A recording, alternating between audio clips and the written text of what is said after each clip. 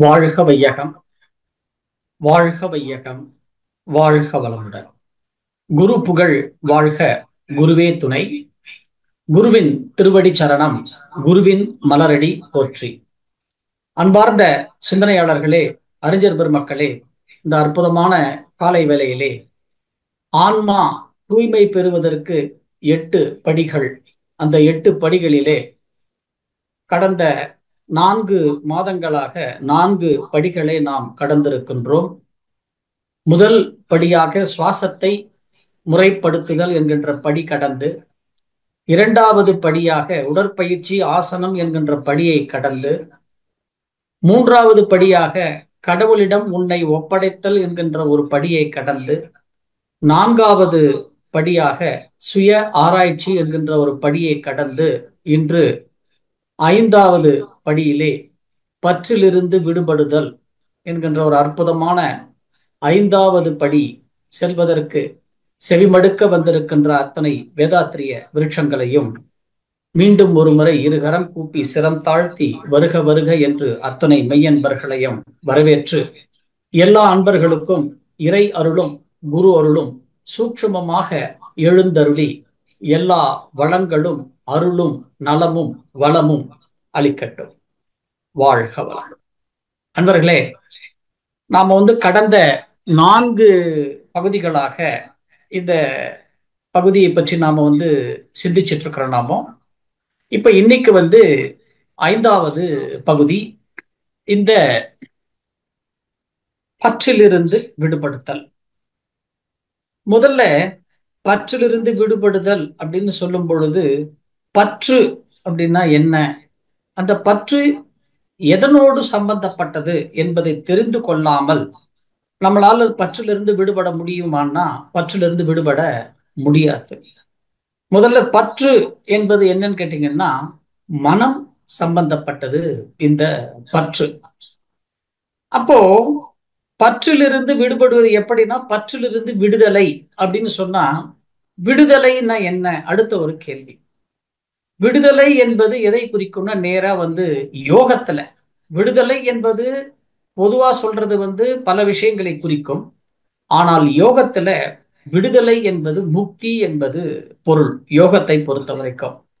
அப்ப முக்தினா எதிலிருந்து விடுதலை அப்படின்னு ஒரு கேள்வி வரும். திரும்பவும் எண்ணங்களிலிருந்து விடுதலை அப்படின்னு வரும். சரி, இப்போ இந்த பற்றிலிருந்து விடுபடுவது எப்படி அப்படின்னு ஒரு கேள்வி வருது இல்லையா? அப்ப நமக்கு இந்த பற்று இல்லாமல் பொதுவாக ஒரு மனிதன் வாழ்க்கையை வாழவே முடியாது.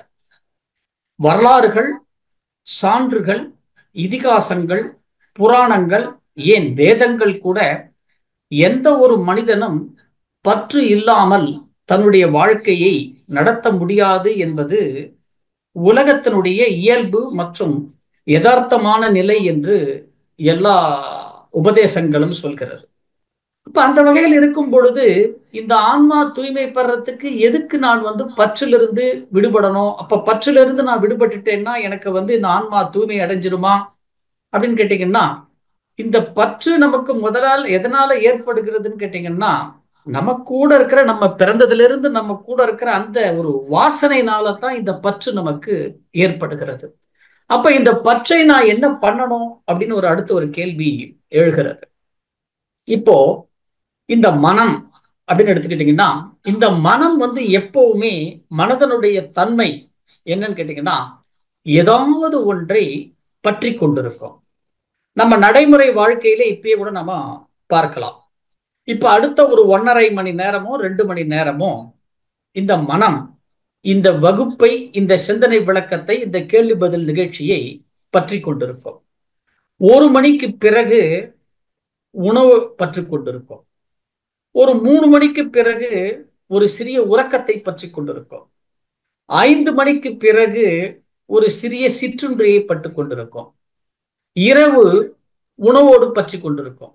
அதற்கு பிறகு ஒரு 10 மணி ஆகிவிட்டால் உறக்கத்தோடு பற்றி கொண்டிருக்கும். அப்ப பாருங்க, இந்த மனம் என்பது அதனுடைய தன்மை ஏதாவது ஒன்றை பற்றி கொள்ளாமல் இந்த மனதால் இருக்க முடியாது.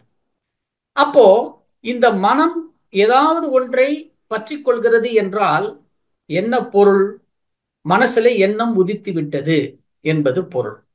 அப்ப எண்ணம் உதிக்காத நிலையில மனசுல கூட இது எதை பற்றி கொண்டிருக்கிறது கேட்டீங்கன்னா, தூக்கத்தை பற்றி கொண்டிருக்கிறது, உறக்கத்தை பற்றி கொண்டிருக்கிறது. அப்போ இந்த 3 நிலைகள்ல இது இருக்கிறது. சொப்பனம், சுசுப்தி, ஜாக்கிரதா என்று சொல்வார்கள். அதாவது கனவு நிலையில ஒரு நிலை, உறக்க நிலையில ஒரு நிலை, விழிப்பு நிலையில ஒரு நிலை.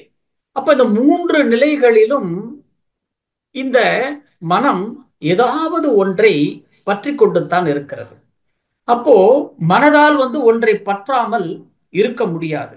அப்போ பற்றாமல் இருக்கின்ற ஒன்றை அதிலிருந்து விடுபடுவது எப்படி அப்படின்னு ஒரு கேள்வி வருது இல்லையா? உண்மையிலேயே சொல்லணும்னா இது கொஞ்சம் கஷ்டம் தாங்க, ரொம்ப ரொம்ப கஷ்டம். ஆனால் நாம முயற்சி செய்தோம்னா முடியாதது ஒண்ணுமில்லை. நமக்கும் மற்றவங்களுக்கும் என்ன ஒரு வித்தியாசம் வரும் அப்படின்னு கேட்டீங்கன்னா, இது போல நம்ம சில முயற்சிகளை நம்ம செய்யும் பொழுது, உடலுக்கான உடற்பயிற்சி, உயிருக்கான காயகல்ப பயிற்சி, மனதுக்கான தியான பயிற்சி, அகத்தவங்கள், குணத்தை மேம்படுத்த, இதெல்லாம் நம்ம செய்யும் பொழுது மற்றவர்களுக்கும் நமக்கும் உள்ள ஒரு வித்தியாசம் என்ன அப்படின்னு கேட்டீங்கன்னா, மற்றவர்கள் மனதில் எண்ணங்களுடைய ஓட்டம் அதிகமாக இருக்கும், நமக்கு எண்ணங்களுடைய ஓட்டம் குறைவாக இருக்கும். அப்ப அதுவே நமக்கு ஒரு வெற்றி தான். அந்த ஆரம்ப சாதனையே வெற்றி தான். அப்ப எண்ணம் என்பது ஒரு சன நேரத்திலே எல்லோருக்கும் மறைந்து விடாது, இருளாகி விடாது. அதை கொஞ்சம் கால நேரம் அதுக்கு எடுத்துக்கும். ஏன் கால நேரம் எடுத்துக்கணும்? நம்ம பல ஜென்மாக்கள், பல பிறவிகள் கடந்து நாம இருக்கிறோம். நம்முடைய மரபணு பதிவுகளிலே அது பதிவாகி இருக்கிறது. அப்ப நம்ம பல நிலைகள் கடந்து வந்திருக்கிறதுனால அது நிறைய நேரம் எடுத்துக்கும். அதுக்கு வரைக்கும் நாம என்ன பண்ணணும் கேட்டீங்கன்னா, காத்து கொண்டிருக்க வேண்டும். அதுதான் இந்த பற்றிலிருந்து விடுபடுதல்ல காத்து கொண்டிருக்க வேண்டும். சரி, இப்போ இத பத்தி நம்ம இவ்வளவு கஷ்டம், இது ரொம்ப கடினம் அப்படின்னு நம்ம சொல்றோமே, அப்ப நம்ம முயற்சி எடுத்தா முடியுமா அப்படின்னு கேட்டீங்கன்னா, நாம கொஞ்சம் யதார்த்த வாழ்க்கைக்கு உள்ளே போனாதான் இது நம்மளால முடியுமா முடியாதா என்பதை ஒவ்வொரு மனிதனும் தீர்மானிக்க முடியும். ஏன்னா மனம் என்பது எல்லா மனிதருக்கும் ஒண்ணுதான். ஆனால் அந்த மனதிலிருந்து எழுகின்ற எண்ணங்கள் இருக்கு பாருங்க, அது ஒவ்வொரு மனிதருக்கும் ஒவ்வொரு வகையான எண்ணங்களா இருக்கும். ஒவ்வொருத்தருக்கும் ஒவ்வொரு எண்ணங்கள் வரும். ஒருத்தருக்கு ஒண்ணு பிடிக்கும், ஒருத்தருக்கு ஒண்ணு பிடிக்காது. அப்போ எண்ணங்களால் அது மனம் என்று ஒன்றாக இருந்தாலும் எல்லா மனிதர்களுக்குள்ளும் அது எண்ணங்களாக மலரும் பொழுது பல வகைகளாக விரிகிறது. அப்போ இதை எப்படி நான் பற்றிலிருந்து விடுபடுவது? சரி, இப்போ முதல் பற்று அப்படின்னு கேட்டீங்கன்னா, முதல்ல இந்த பற்று என்பது நமக்கு எதல்ல வருதுன்னு முதல்ல பாருங்க. பற்று என்பது 2 வகைகள்ல நமக்கு வரும். ஒன்று உடல் பற்று, 2வது பொருள் பற்று. இந்த 2 தான் வரும் பற்று என்பது. இந்த உடல் பற்றுலயே அதுலயே உயிரும் சேர்ந்து வந்துருச்சு. இப்போ நாம எது மேல பற்று வைக்கிறோம் பாருங்க. முதல்ல உறவுகள் மீது பற்று வைக்கிறோம். கணவன், மனைவி, குழந்தைகள், சகோதர சகோதரிகள், தாய் தந்தை, நண்பர்கள், இது இத மாதிரி மனிதர்கள் கூட, ஏன் சில விலங்குகள் கூட, நம்ம பெட் அனிமல்ஸ் சொல்றோம் நம்ம வீட்டுல, அந்த மாதிரி ஒரு அனிமல்ஸ் கூட கூட தான் நாம ஒரு உயிர் இருக்கின்ற ஒரு பொருட்கள் மீது நாம ஒரு பற்று வைக்கிறோம். ஒண்ணு. 2வது பொருள் பற்று. இந்த பொருள் பற்றுல நம்முடைய வீடு, நகை, வண்டி, வாகனம், பணம், நம்ம ஆசையா எந்தெந்த பொருட்களை நம்ம உபயோகப்படுத்துறோமோ அந்த பொருட்கள், இவ அனைத்தின் மீது நம்ம பற்று வைக்கிறோம். அப்போ இந்த பற்று என்பது இந்த 2 நிலைகள்ல தான் இருக்கும். ஒன்று உடல் சார்ந்த பற்று, அல்லன்னா நம்ம அதை உறவுகள் சார்ந்த பற்றுன்னு நம்ம வச்சுக்கலாம் நம்ம பேசும் பொழுது. 2வதா பொருள் சார்ந்த பற்று. இந்த 2ம் தான் என்ன பண்ணுது ஒரு மனிதனை அப்படின்னு கேட்டீங்கன்னா, இந்த லௌகீக வாழ்க்கையில இந்த மாயா உலகத்திற்கு பின்னாடி இந்த 2ம் தான் நம்மளை எடுத்து செல்கிறது. அப்ப அந்த நிலையில இருக்கும் பொழுது என்னால பற்றுல இருந்து விடுபட முடியுமா அப்படின்னு கேட்டீங்கன்னா, இப்ப இந்த 2 பற்றை கடந்து நம்ம இன்னும் ஒன்னத்தையும் பார்க்கணும். மெயினா என்ன அப்படின்னு கேட்டீங்கன்னா, முக்கியமா உடல் பற்று. இந்த உடம்பு மேலே நமக்கு வந்து ஒரு பற்று அதிகமாக இருக்கிறது. ஆனால் அந்த பற்று நமக்கு எப்படி இருக்கிறதுன்னு கேட்டீங்கன்னா, இந்த உடலுக்கு ஒரு பிரச்சனை வரும் பொழுது, இந்த உடலுக்கு ஒரு சோதனை வரும் பொழுது, இந்த உடலுக்கு ஒரு வேதனையோ ஒரு உயிருக்கே ஒரு ஆபத்து வரும் பொழுதுதான் இந்த உடல் மீது நமக்கு ஒரு பற்று வருகிறது. அது வரைக்கும் இந்த உடம்பு வந்து ஏதோ ஓடிக்கிட்டு இருக்கு. யாராவது நம்மளை கேட்டாங்கன்னா எப்படி இருக்கீங்கன்னு கேட்டீங்கன்னா கூட நம்ம என்ன சொல்றோம்? ஏதோ ஓடிக்கிட்டு இருக்குப்பா வாழ்க்கை அப்படின்னு நம்ம வந்து சொல்றோம். அது என்ன ஏதோ ஓடிக்கிட்டு இருக்கு? ஆனால் அதுதான் வந்து உண்மை. அதாவது இந்த உலகத்திலே பிறந்திருக்கிற நம்ம அத்தனை பேருமே ஜனனம் ஜனனம் என்பது நம்மை கேட்டு வரவில்லை. நான் இப்படித்தான் வளரணும்ன்றது என்னை கேட்டு வரவில்லை. நான் ஆணாக பிறக்க வேண்டுமா பெண்ணாக பிறக்க வேண்டுமா என்பதும் என்னை கேட்டு முடிவு செய்யப்படவில்லை. எனக்கு இந்த இந்த மாதிரி ஒரு முகத்தோற்றம் இந்த மாதிரி ஒரு உடல் தோற்றம் இருக்க வேண்டுமா என்பதும் என்னை கேட்டு முடிவு செய்யப்படவில்லை. எந்த வயதிலே நான் ஒரு குறிப்பிட்ட வயதுடைய ஒரு வாலிப பருவம் வர வேண்டும் என்பதும் என்னை கேட்டு முடிவு செய்வதில்லை. முதுமை எப்பொழுது என்பதுவரும் எனக்கு தெரியாது. எனக்கு தெரியாதுன்னா நமக்கு தெரியும். ஆனால் அது எப்பொழுது வரும் என்பது முடிவு நாம் செய்ய முடியாது. எப்ப நமக்கு முடி நரைக்கணும், எப்ப நமக்கு பல்லு விழணும், எப்ப நமக்கு வியாதிகள் வரணும், எப்ப நமக்கு ஏதாவது ஒரு அறுவை சிகிச்சை நடக்கணும், எப்ப நமக்கு ஒரு விபத்து நடக்கணும், எப்ப நமக்கு நோய் வரணும், எப்ப நமக்கு மரணம் வரணும், இது எதுவுமே நம்முடைய அனுமதியோடு வராது. அப்போ நம்முடைய அனுமதியோடு வராம இருக்கிற ஒண்ணுத்தின் பேர்ல இது அத்தனையும் இயக்குவது வேற ஒண்ணு. அதைத்தான் மகரிஷின்னு சொல்றாரு. அவனின் இயக்கம் அணுவாற்றல், அணுவின் கூட்டு பக்குவம் நீ. அவ்வளவுதான். அந்த இடத்துல ஒரு வார்த்தை பாத்தீங்களா? பக்குவம் நீ. அப்போ இந்த பக்குவப்பட்டவன், இந்த பக்குவமா இருக்க வேண்டிய ஒரு மனிதன் பரிதாபத்துக்குரிய மனிதராக வந்து ஏன் மாறுகிறான் என்றால், அவனுடைய வாசனைகள் கர்மவினை பதிவுகளின் மூலமாக அந்த மனிதன் அது போன்று அவன் மாறுகிறான். அப்ப அந்த நிலையிலிருந்து ஒரு மனிதன் என்ன பண்றான்னு கேட்டீங்கன்னா, முதல்ல நாம என்ன பண்றான்னு கேட்டீங்கன்னா, உடல் பற்று நமக்கு. அப்படின்னா வந்து எனக்கு இந்த உடல் மேல நான் வந்து உடல் பற்றிலிருந்து நான் விடுபடணும் அப்படின்னு சொன்னா ஒரு கேள்வி வரும். அப்ப நான் அந்த உடல் மேல நான் வந்து பற்று வைக்க கூடாதா அப்படின்னு ஒரு கேள்வி வரும். இந்த இடத்துலதான் நம்ம கொஞ்சம் வந்து வார்த்தைகளை கொஞ்சம் சரியான முறையில யோசிக்கணும். உடல் மீது மகான்கள் சொல்வது என்னன்னு கேட்டீங்கன்னா, உன்னுடைய உடல் மீது கூட உனக்கு பற்று இருக்கக்கூடாது. ஏன் இவ்வளவு? ஏன் ஈசன் மீதும் பற்று இருக்கக்கூடாது. ஏன்னா ஈசன் மீது பற்று இருந்தாலும் இறக்கின்ற நேரத்திலே நான் தினமும் வணங்குகின்ற ஈசனை விட்டு செல்கிறேனே என்கின்ற ஒரு ஒரு என்ன சொல்றது, நம்ம வாழ்க்கையில வந்து நிறைவேற்ற முடியாத ஒரு ஆசைகளோடு தான் திருப்பி நாம வந்து இறப்போம். அப்படி இருக்கும் பொழுது திருப்பி புனரப்பி ஜனனம் உனக்கு வந்து விடும். அதனால அதனாலதான் வந்து சொல்றது, ஆசை அருமின் ஆசை அருமின் ஈசனோட ஆயினும் ஆசை அருமின் அப்படின்னு சொன்னாங்க. அப்போ நீ இறைவனை தினமும் நீ வணங்கினாலும் இறைவன் உன்னை தினமும் வணங்குவதற்காக ஒரு வாய்ப்பை கொடுத்திருக்கிறார். அப்ப நாம எத்தனை பேர் வந்து இறைவனை வணங்கும் பொழுது, இறைவா இந்த க்ஷண நேரத்துல நான் உன்னை வணங்குவதற்கு எனக்கு ஒரு வாய்ப்பை கொடுத்திருக்கிறாய், நன்றி, இப்படி நம்ம வணங்குறோமா? இல்லைன்னா எனக்கு வந்து பொன் கொடு, பொருள் கொடு, சுகமான வாழ்க்கையை கொடு, அப்படி வணங்குறோமா? அப்போ உடல் மீது பற்று இருக்கக்கூடாது. ஆனா உடல் மீது என்ன இருக்கணும்? அக்கறை இருக்க வேண்டும். அக்கறைக்கும் பற்றுக்கும் வித்தியாசம் உண்டு. பற்று வச்சிட்டீங்கன்னா அதுல இருந்து உங்களால விடுபட முடியாது. ஆனால் ஒரு பொருள் மீது நீங்கள் அக்கறை வச்சுக்கிட்டீங்கன்னா அது நீங்க என்ன பண்ணுவீங்கன்னு கேட்டீங்கன்னா, அந்த பொருளை எப்படி பயன்படுத்த வேண்டும், அந்த பொருள் நீண்ட காலம் வருவதற்கு என்னென்ன வகைகளிலே நாம வந்து வழிமுறைகள் கையாள வேண்டும், இதெல்லாம் வந்து நமக்கு வந்து தெரியும். இப்ப உதாரணத்துக்கு எடுத்துக்கிட்டோம்னா, நாமளே வந்து ஒரு வண்டி வாங்குறோம். அந்த வண்டி வாங்கணும்னே என்ன பண்றோம்? ஒரு 1,00,000 ரூபாய் கொடுத்து ஒரு வண்டி வாங்குறீங்க, ஒரு வாகனம், டூ வீலர். அந்த வண்டி வந்த உடனே அவங்க புஸ்தகத்திலே மேனுவல்ல கொடுத்துருக்குறாங்க, இந்த வண்டி வந்து முதல் 1000 கிலோமீட்டர் போற வரைக்கும் நீங்க வந்து 30 கிலோமீட்டர் 40 கிலோமீட்டருக்கு மேல ஸ்பீடு போகக்கூடாது, வண்டி ஓட்டக்கூடாது, அதுக்கு மேல வேகம் போகக்கூடாது. நம்ம படிக்கிறோம் அந்த அது வந்து வண்டி வாங்கும் பொழுதே அங்க சொல்றாங்க. இப்ப நாம என்ன பண்றோம், அந்த வண்டியை ஓட்டிக்கிட்டு வரோம். அப்பப்போ அந்த முன்னாடி வந்து அந்த ஸ்பீடோ மீட்டர்ல பாக்குறோம், 40க்கு மேக போகாம ஓட்டும்.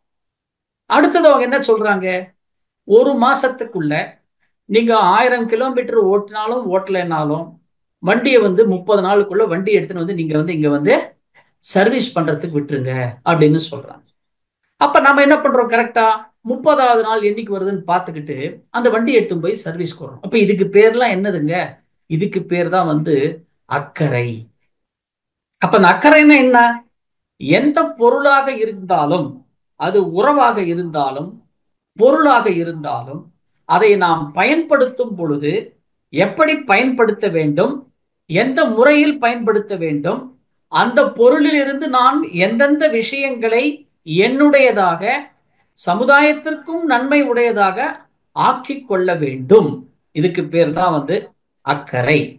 அப்ப பற்றுனா என்ன ஆயிடும் அப்படின்னு கேட்டீங்கன்னா, எந்த பொருள் உறவு எதுவாக இருந்தாலும் அது அதனுடைய காலம் இருக்கும் வரைதான் அந்த பொருள் வந்து அந்த நம்ம கூட இருக்கும். அதைத்தான் சொன்னாங்க, மனையாளும் மக்களும் வாழ்வும் தனமும் தன் வாசல் மட்டே இமைக்கும் செல்வமும் மயானம் மட்டே வழிக்கு துணை எது ஈசனே அப்படின்னு பட்டினத்தார் ஒரு பாடல்ல பாடுறார். அப்போ எந்த உறவுகள் மீது நாம் பற்று வைத்தாலும், மனையாளா இருந்தாலும் சரி, அது வந்து குழந்தைகளாக இருந்தாலும் சரி, உன்னுடைய வாழ்ந்த வாழ்க்கையாக இருந்தாலும் சரி, நீ சேர்த்து வைத்த செல்வங்களாக இருந்தாலும் சரி, எதுவாக இருந்தாலும், எதன் மீது நீ பற்று வைத்தாலும் அவை அனைத்தும் நீ இறந்து விட்டால் உன்னுடைய வீடு வாசல் வரைக்கும் தான் அது உனக்கு செல்லும், அதற்கு பிறகு அது செல்லவே செல்லாது. அப்போ கோட்டீஸ்வரனா இருக்கிற ஒருத்தர் இறக்கிறார் அப்படின்னு சொன்னா, அவர் தினமும் வந்து கோடி கோடியா பணத்தை கையாண்டார், தினமும் அந்த கோடியிலேயே பிறண்டார் அப்படின்லாம் நம்ம சொல்றோமே. அவர் இறக்கும் போது யாராவது அவருக்கு வந்து ஒரு 2 கோடி ரூபாய் 5 கோடி ரூபாய் ஒரு பாடியோட வச்சு நம்ம எங்கேயாவது எரிக்கிறோமா? இல்லையே. நகை நகையா போட்டுட்டு இருப்பாங்க அந்த அம்மா, பாக்கிறதுக்கு அப்படியே தெய்வம் ஸ்வரூபமா இருப்பாங்க. கோயில்ல சாமி எப்படி நகை போட்டுக்கிட்டு இருக்குமோ அந்த மாதிரி இருப்பாங்க. அப்படின்னா ஒரு அம்மா ஒரு வீட்டுல இறந்து போயிட்டாங்கன்னா, அப்ப வந்து நாம வந்து அந்த அம்மாவுக்கு வந்து இறக்கும் பொழுது ஒரு 100 பவுன் நகையை போட்டு அதையும் சேர்த்து எரிப்போமா யாராவது? இல்லையே. அதைத்தான் சொல்றார், மனையாளும் மக்களும் வாழ்வும் தனமும் தன் வாசல் மட்டே, அது வரைக்கும் தான் வரப்போறோம். அப்ப இமைக்கும் செல்வமும் மயானம் மட்டே. இமைக்கும் செல்வம்னா எவர் ஒருத்தர் இறந்த ஒருத்தருக்கு வந்து அந்த கடைசி கர்மா, அந்த ரிச்சுவல்ஸ், அந்த சடங்குகள் செய்ய போகிறார்களோ அந்த நேரம் வரைக்கும் தான் அவங்களும் வருவாங்க. அந்த கர்மா முடிச்சுட்டு அந்த கொல்லி வச்சுட்டு அந்த சிதைக்கு அந்த உடலுக்கு தீ மூட்டியாச்சுன்னா அவங்களும் போயிடுவாங்க. அப்போ பாருங்க, ஆனா நான் இது மேலத்தான் நான் என்ன பண்றேன்னு கேட்டீங்கன்னா, என்னுடைய பொருள் நான் வாங்கி இத்தனை வருஷமா வச்சிருக்கிறேன், நான் இது மேல இவ்வளவு ஆசை பற்று வச்சிருக்கிறேன், இந்த பொருள் மேல நான் இதை யாருக்கும் கொடுக்க மாட்டேன், இது என்னுடைய உறவு. ஆனால் இதுவை அனைத்தும் நிரந்தரம் நிரந்தரம் நிரந்தரம்னு நாம நினைச்சுக்கிறதுனாலதான் அது வந்து பற்றாக மாறுகிறது. அப்போ நீ எந்த பொருளோடு உறவாடி கொண்டிருக்கிறாயோ, எந்த உறவோடு உறவாடி கொண்டிருக்கிறாயோ, இந்த பொருள் உறவு இரண்டையுமே என்னுடையது என்னுடையது என்று நீ சொல்லிக் கொண்டிருக்கிறாயோ, அவை அனைத்தும் அந்த பொருளாக இருந்தாலும் சரி, நபராக இருந்தாலும் சரி, அந்த பற்றை கடந்த நிலையிலே ஒவ்வொரு நாள் ஒவ்வொரு பொருளாக ஒவ்வொன்றாக உன்னை விட்டு விலகும் பொழுது, நீ அக்கறை மட்டும் வைத்திருந்தால், நான் எவ்வளோ முயற்சி பண்ணேன், அதை நான் நல்லா பயன்படுத்தினேன், ஒரு நிலை வந்த உடனே அதனுடைய காலம் முடிஞ்சிடுச்சு போயிடுத்துங்கிற ஒரு யதார்த்த உண்மை உனக்கு விளங்கும். ஆனால் நீ அது பற்றாக மாறிவிட்டால் என்ன வந்துடும், என்னுடைய வாழ்க்கையே இதோட முடிஞ்சு போச்சு, என் வாழ்க்கை இனிமேல் எனக்கு வாழ்க்கையே எனக்கு இல்லை, நான் இத்தனை நாளா இது கூட ஆசை ஆசையா இருந்தேன், இன்னைக்கு அது என்னை விட்டு போயிடுச்சே அப்படின்னு என்ன ஆகும்னு கேட்டீங்கன்னா, இந்த பற்று துக்கமாக மாறும். எப்பொழுது பற்று துக்கமாக மாறுகிறதோ அது உடல் நலத்தையும் மனநலத்தையும் பாதிக்கும். அப்போ ஒரு மனிதனுக்கு பற்றிலிருந்து நான் விடுபடணும் அப்படின்னு சொன்னா முதல்ல எதன் மேலாம் நான் பற்று வைத்திருக்கிறேனோ அந்த பற்றை அக்கறையாக மாற்றுங்க. என் கூட என் குழந்தைகள் இருக்கிறது. இந்த குழந்தைகளை நான் நல்ல முறையில் வளர்க்க வேண்டியது, அதன் மீது ஒரு அக்கறை கொள்ள வேண்டியது என்னுடைய கடமை. அப்ப நான் என்ன பண்ணணும் அப்படின்னு கேட்டீங்கன்னா, இந்த பற்றிலிருந்து நான் விடுபடணும் அப்படின்னு கேட்டீங்கன்னா, முதல்ல பொருள் நபர் மீது அந்த பற்றை அக்கறையாக மாற்றி அதை நம்ம வாழ்க்கையில நடைமுறைப்படுத்தும் பொழுது நான்கா அதை நம்ம பிரிச்சிடணும். கடன், கடமை, புரியுதுங்களா? கடன், கடமை, தர்மம், சேமிப்பு, இப்படி நாலா பிரிச்சிடும். அப்படி நாலா பிரிச்சுட்டு இந்த நாலுமே நான் என்ன பண்றேன்னு கேட்டீங்கன்னா ஒரு அக்கறையில தான் செய்கிறேன்.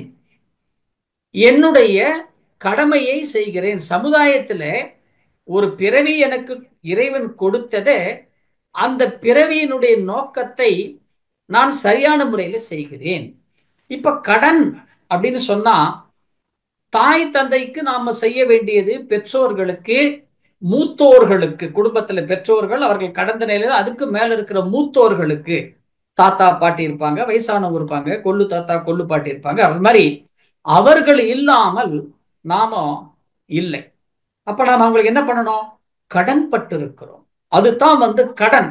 இந்த கடன் என்பது எனக்கு ஒரு அக்கறை இருக்கணும், அது பற்றாக இருக்கக்கூடாது. பற்று. ஆனா நாம என்ன பண்றோம்?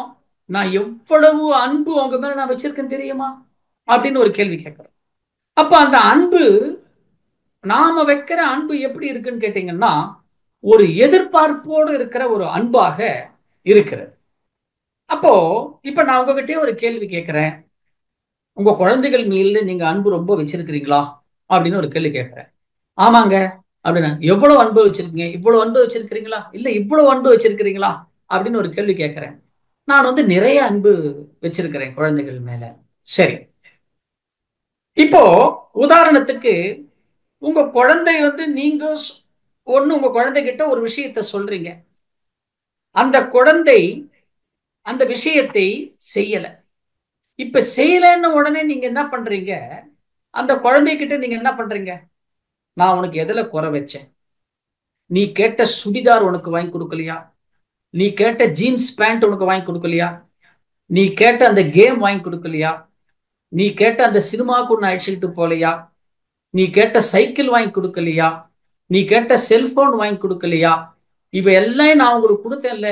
உங்ககிட்ட நான் என்ன எதிர்பார்த்தேன்? நானு இப்படி ஒரு வேலையை செய்யும் தானே சொன்னேன். இதை கூட செய்யலைன்னா என்ன அர்த்தம் அப்படின்னு நீங்க கேக்குறீங்க.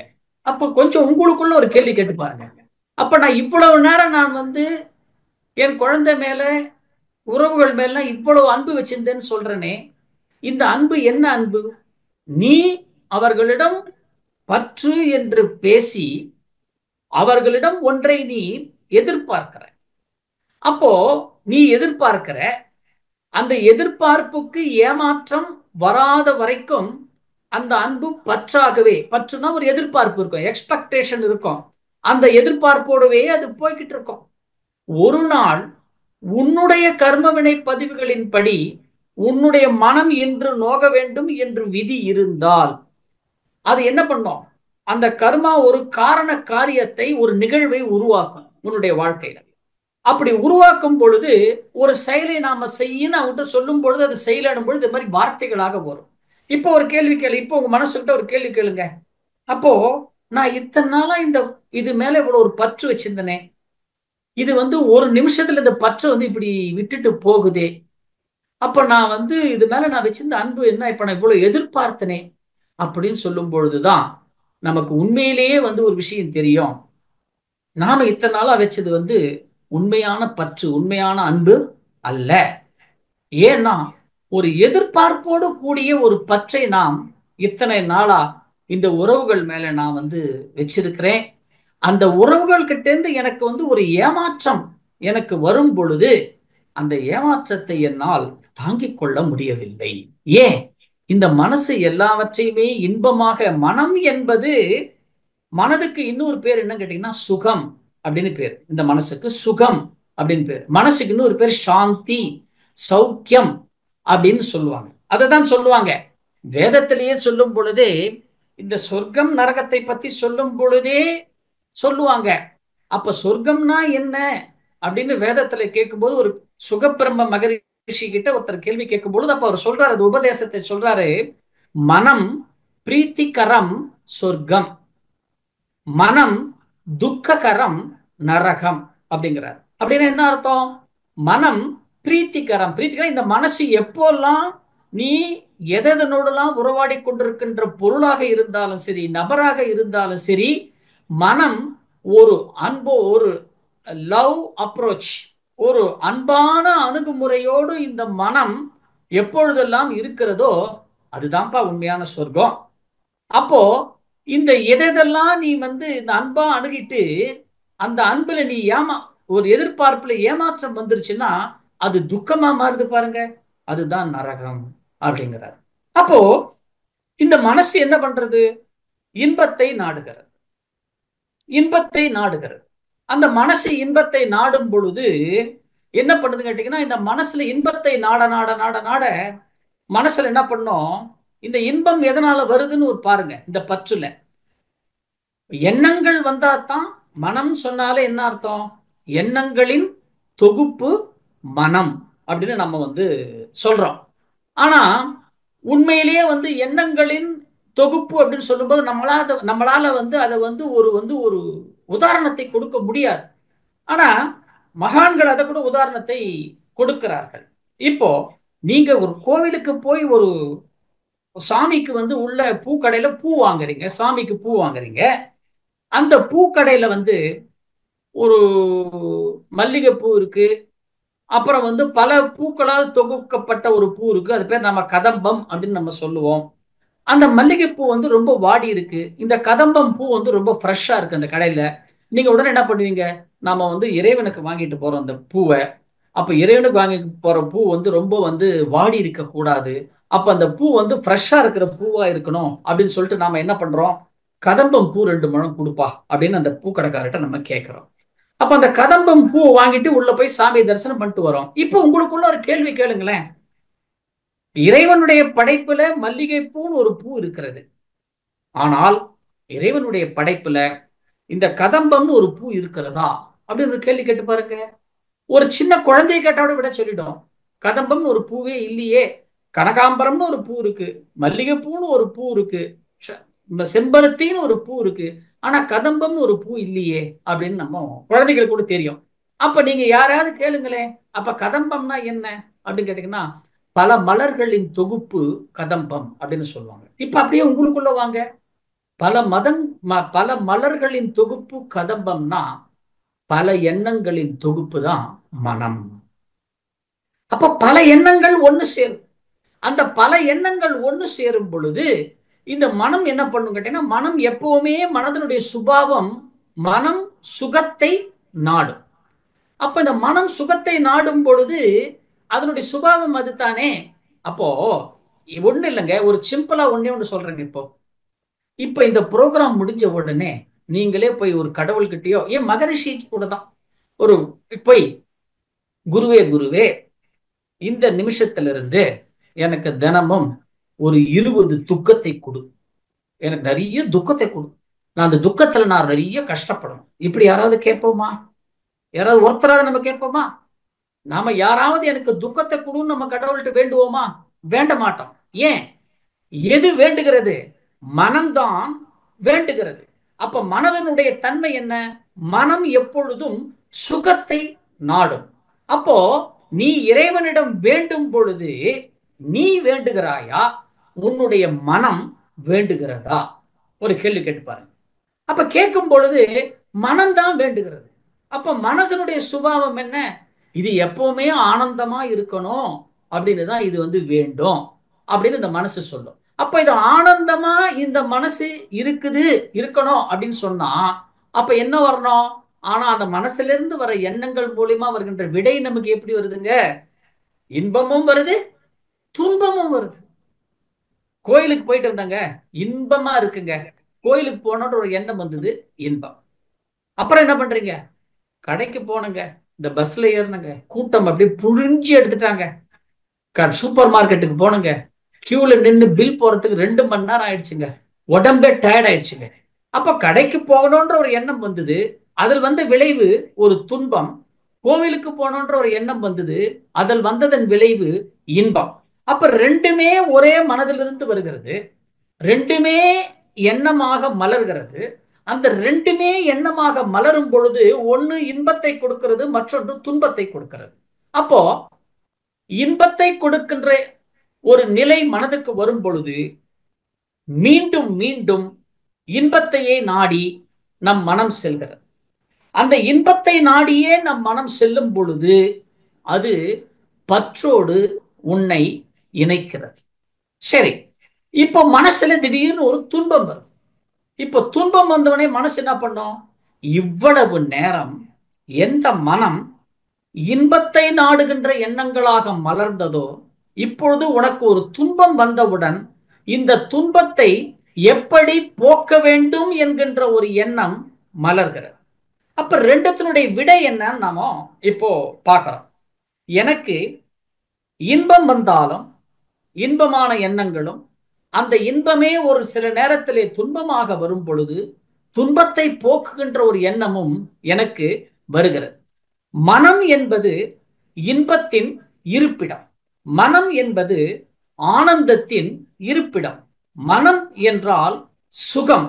அப்போ சுகமாக இருக்கின்ற ஒரு மனதிலிருந்து துன்பம் எப்படி வரும் என்கின்ற கேள்வியை இதுவரை நாம் மனதிடம் கேட்கவில்லை. இங்கதாங்க பிரச்சனை இருக்கு நமக்கு. இப்போ அப்போ நான் பற்றிலிருந்து விடுபடணும் அப்படின்னு கேட்டீங்கன்னா, ஏமாறக்கூடாது. இனிமேலும் எதுல ஏமாறக்கூடாது? பொருட்கள் மீதோ உறவுகள் மீதோ எதனோடும் பற்று வைக்க கூடாது. ஆனால் இந்த க்ஷண நேரம் வரைக்கும் இறைவன் இந்த பொருளோடும் இந்த உறவோடும் உறவாடுவதற்கு, இதை அக்கறையாக பார்த்துக் கொள்வதற்கு இறைவன் எனக்கு ஒரு வாய்ப்பை கொடுத்திருக்கிறான். இந்த எண்ணம், இந்த கட்ஸ் நம்ம கிட்ட வருமா? வந்தால் பற்றிலிருந்து விடுபட முடியும். அது வரலைன்னா திரும்ப திரும்ப திரும்ப திரும்ப நாம என்ன பண்ணுவோம்? யார் மீது நாம மனசுல கவலை இருக்கிறதோ, யார் மீது நமக்கு மனசுல கோபம் இருக்கிறதோ, அதை அவங்க கிட்ட நம்ம நேரடியா சொல்லாம நம்ம என்ன பண்ணுவோம்? மற்றவங்க கிட்ட அந்த துக்கத்தை எப்ப பார்த்தாலும் கொட்டி தீர்த்துக்கிட்டு இருப்போம், அழுதுகிட்டு இருப்போம். சண்டை சச்சரவுகள் இருக்கத்தான் செய்யும். அப்போ ஒரு ஆராய்ச்சி பண்ணுங்க உங்களுக்குள்ள. சரி, இப்ப நான் பற்றிலிருந்து விடுபடணும் ஐயா, 5வது படி வந்துட்டேன். இந்த 5வது படி தாண்டிட்டேன்னா அதுக்கப்புறம் ஒரு 3 படி இருக்கு எனக்கு. 6, 7, 8. இந்த 8 படி கடந்தாச்சுன்னா இறைவனை தேடும் பணி இந்த இடத்துல முழுமை பெறுகிறது. அப்போ அந்த இடத்துல நிக்கிற நானு இனி நான் இந்த மனசுக்கு என்ன ஒரு சங்கல்பமோ அல்லது உமக்கு தைரியம் இருந்ததுன்னா ஆணை கொடுங்க. நமக்கு தைரியம் இல்லை அப்படின்னு சொன்னா சங்கல்பமா வச்சுக்கோங்க. அவ்வளவுதான். இதெல்லாம் உறவாடுவதற்கும் அனுபவிப்பதற்கும் இறைவன் எனக்கு ஒரு வாய்ப்பை கொடுத்திருக்கிறான். இவை அனைத்தையும் உடையவன் நான். இப்ப என்கிட்ட இருக்கு. ஆனால் எந்த உறவோடு நான் உறவாடி கொண்டிருக்கிறேனோ, எந்த பொருள் என்னுடையது என்று அதனுடைய சுகத்தை நான் அனுபவித்துக் கொண்டிருக்கிறேனோ, இது ரெண்டும் ஒரு நாள் போகத்தான் போகுது. இல்லைன்னா இந்த ரெண்டுத்தையும் விட்டுட்டு ஒரு நாள் நானே போயிடுவேன்.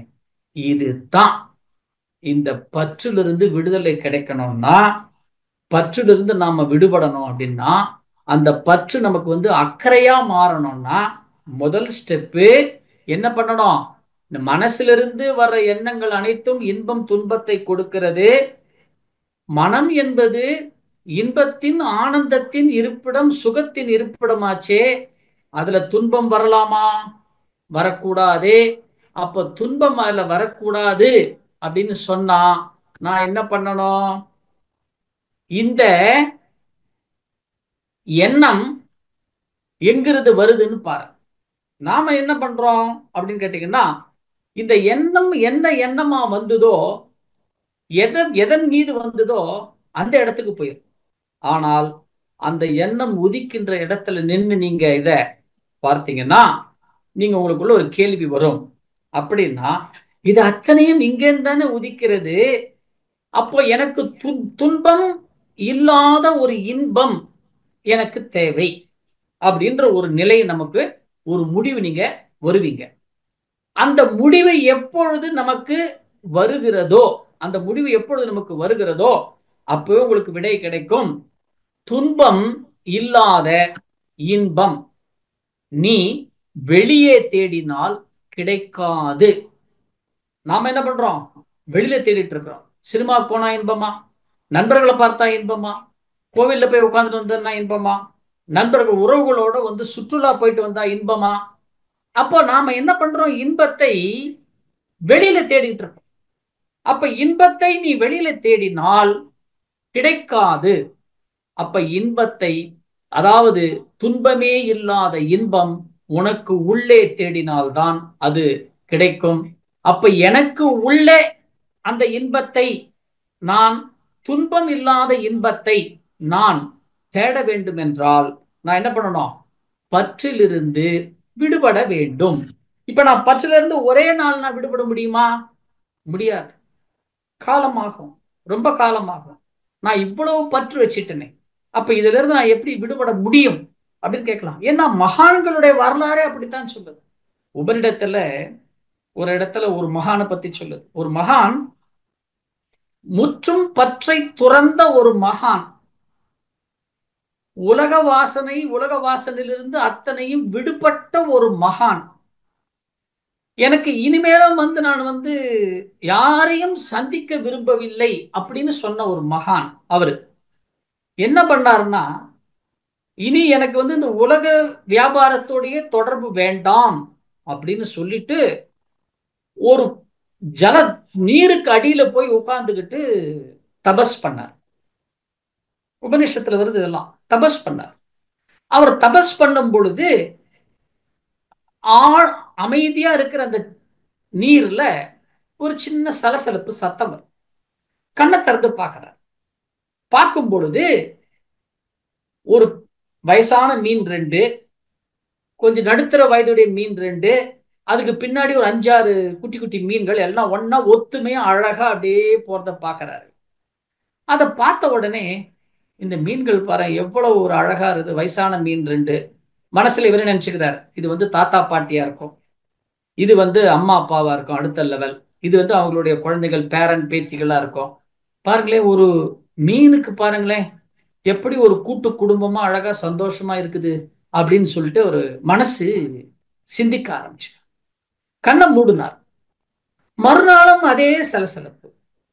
இன்னைக்கு பாக்குறார், இன்னும் ஒரு படம், இன்னும் கொஞ்சம் ஒரு பெரிய பேட்ச் ஒன்று பக்கத்து போகுது. இப்படி தினம் தினம் போக போக அவர் கண்ணை மூடினாருன்னா அதுக்கப்புறம் அவர் மனசுல வந்து வேற எந்த எண்ணங்களும் வரல.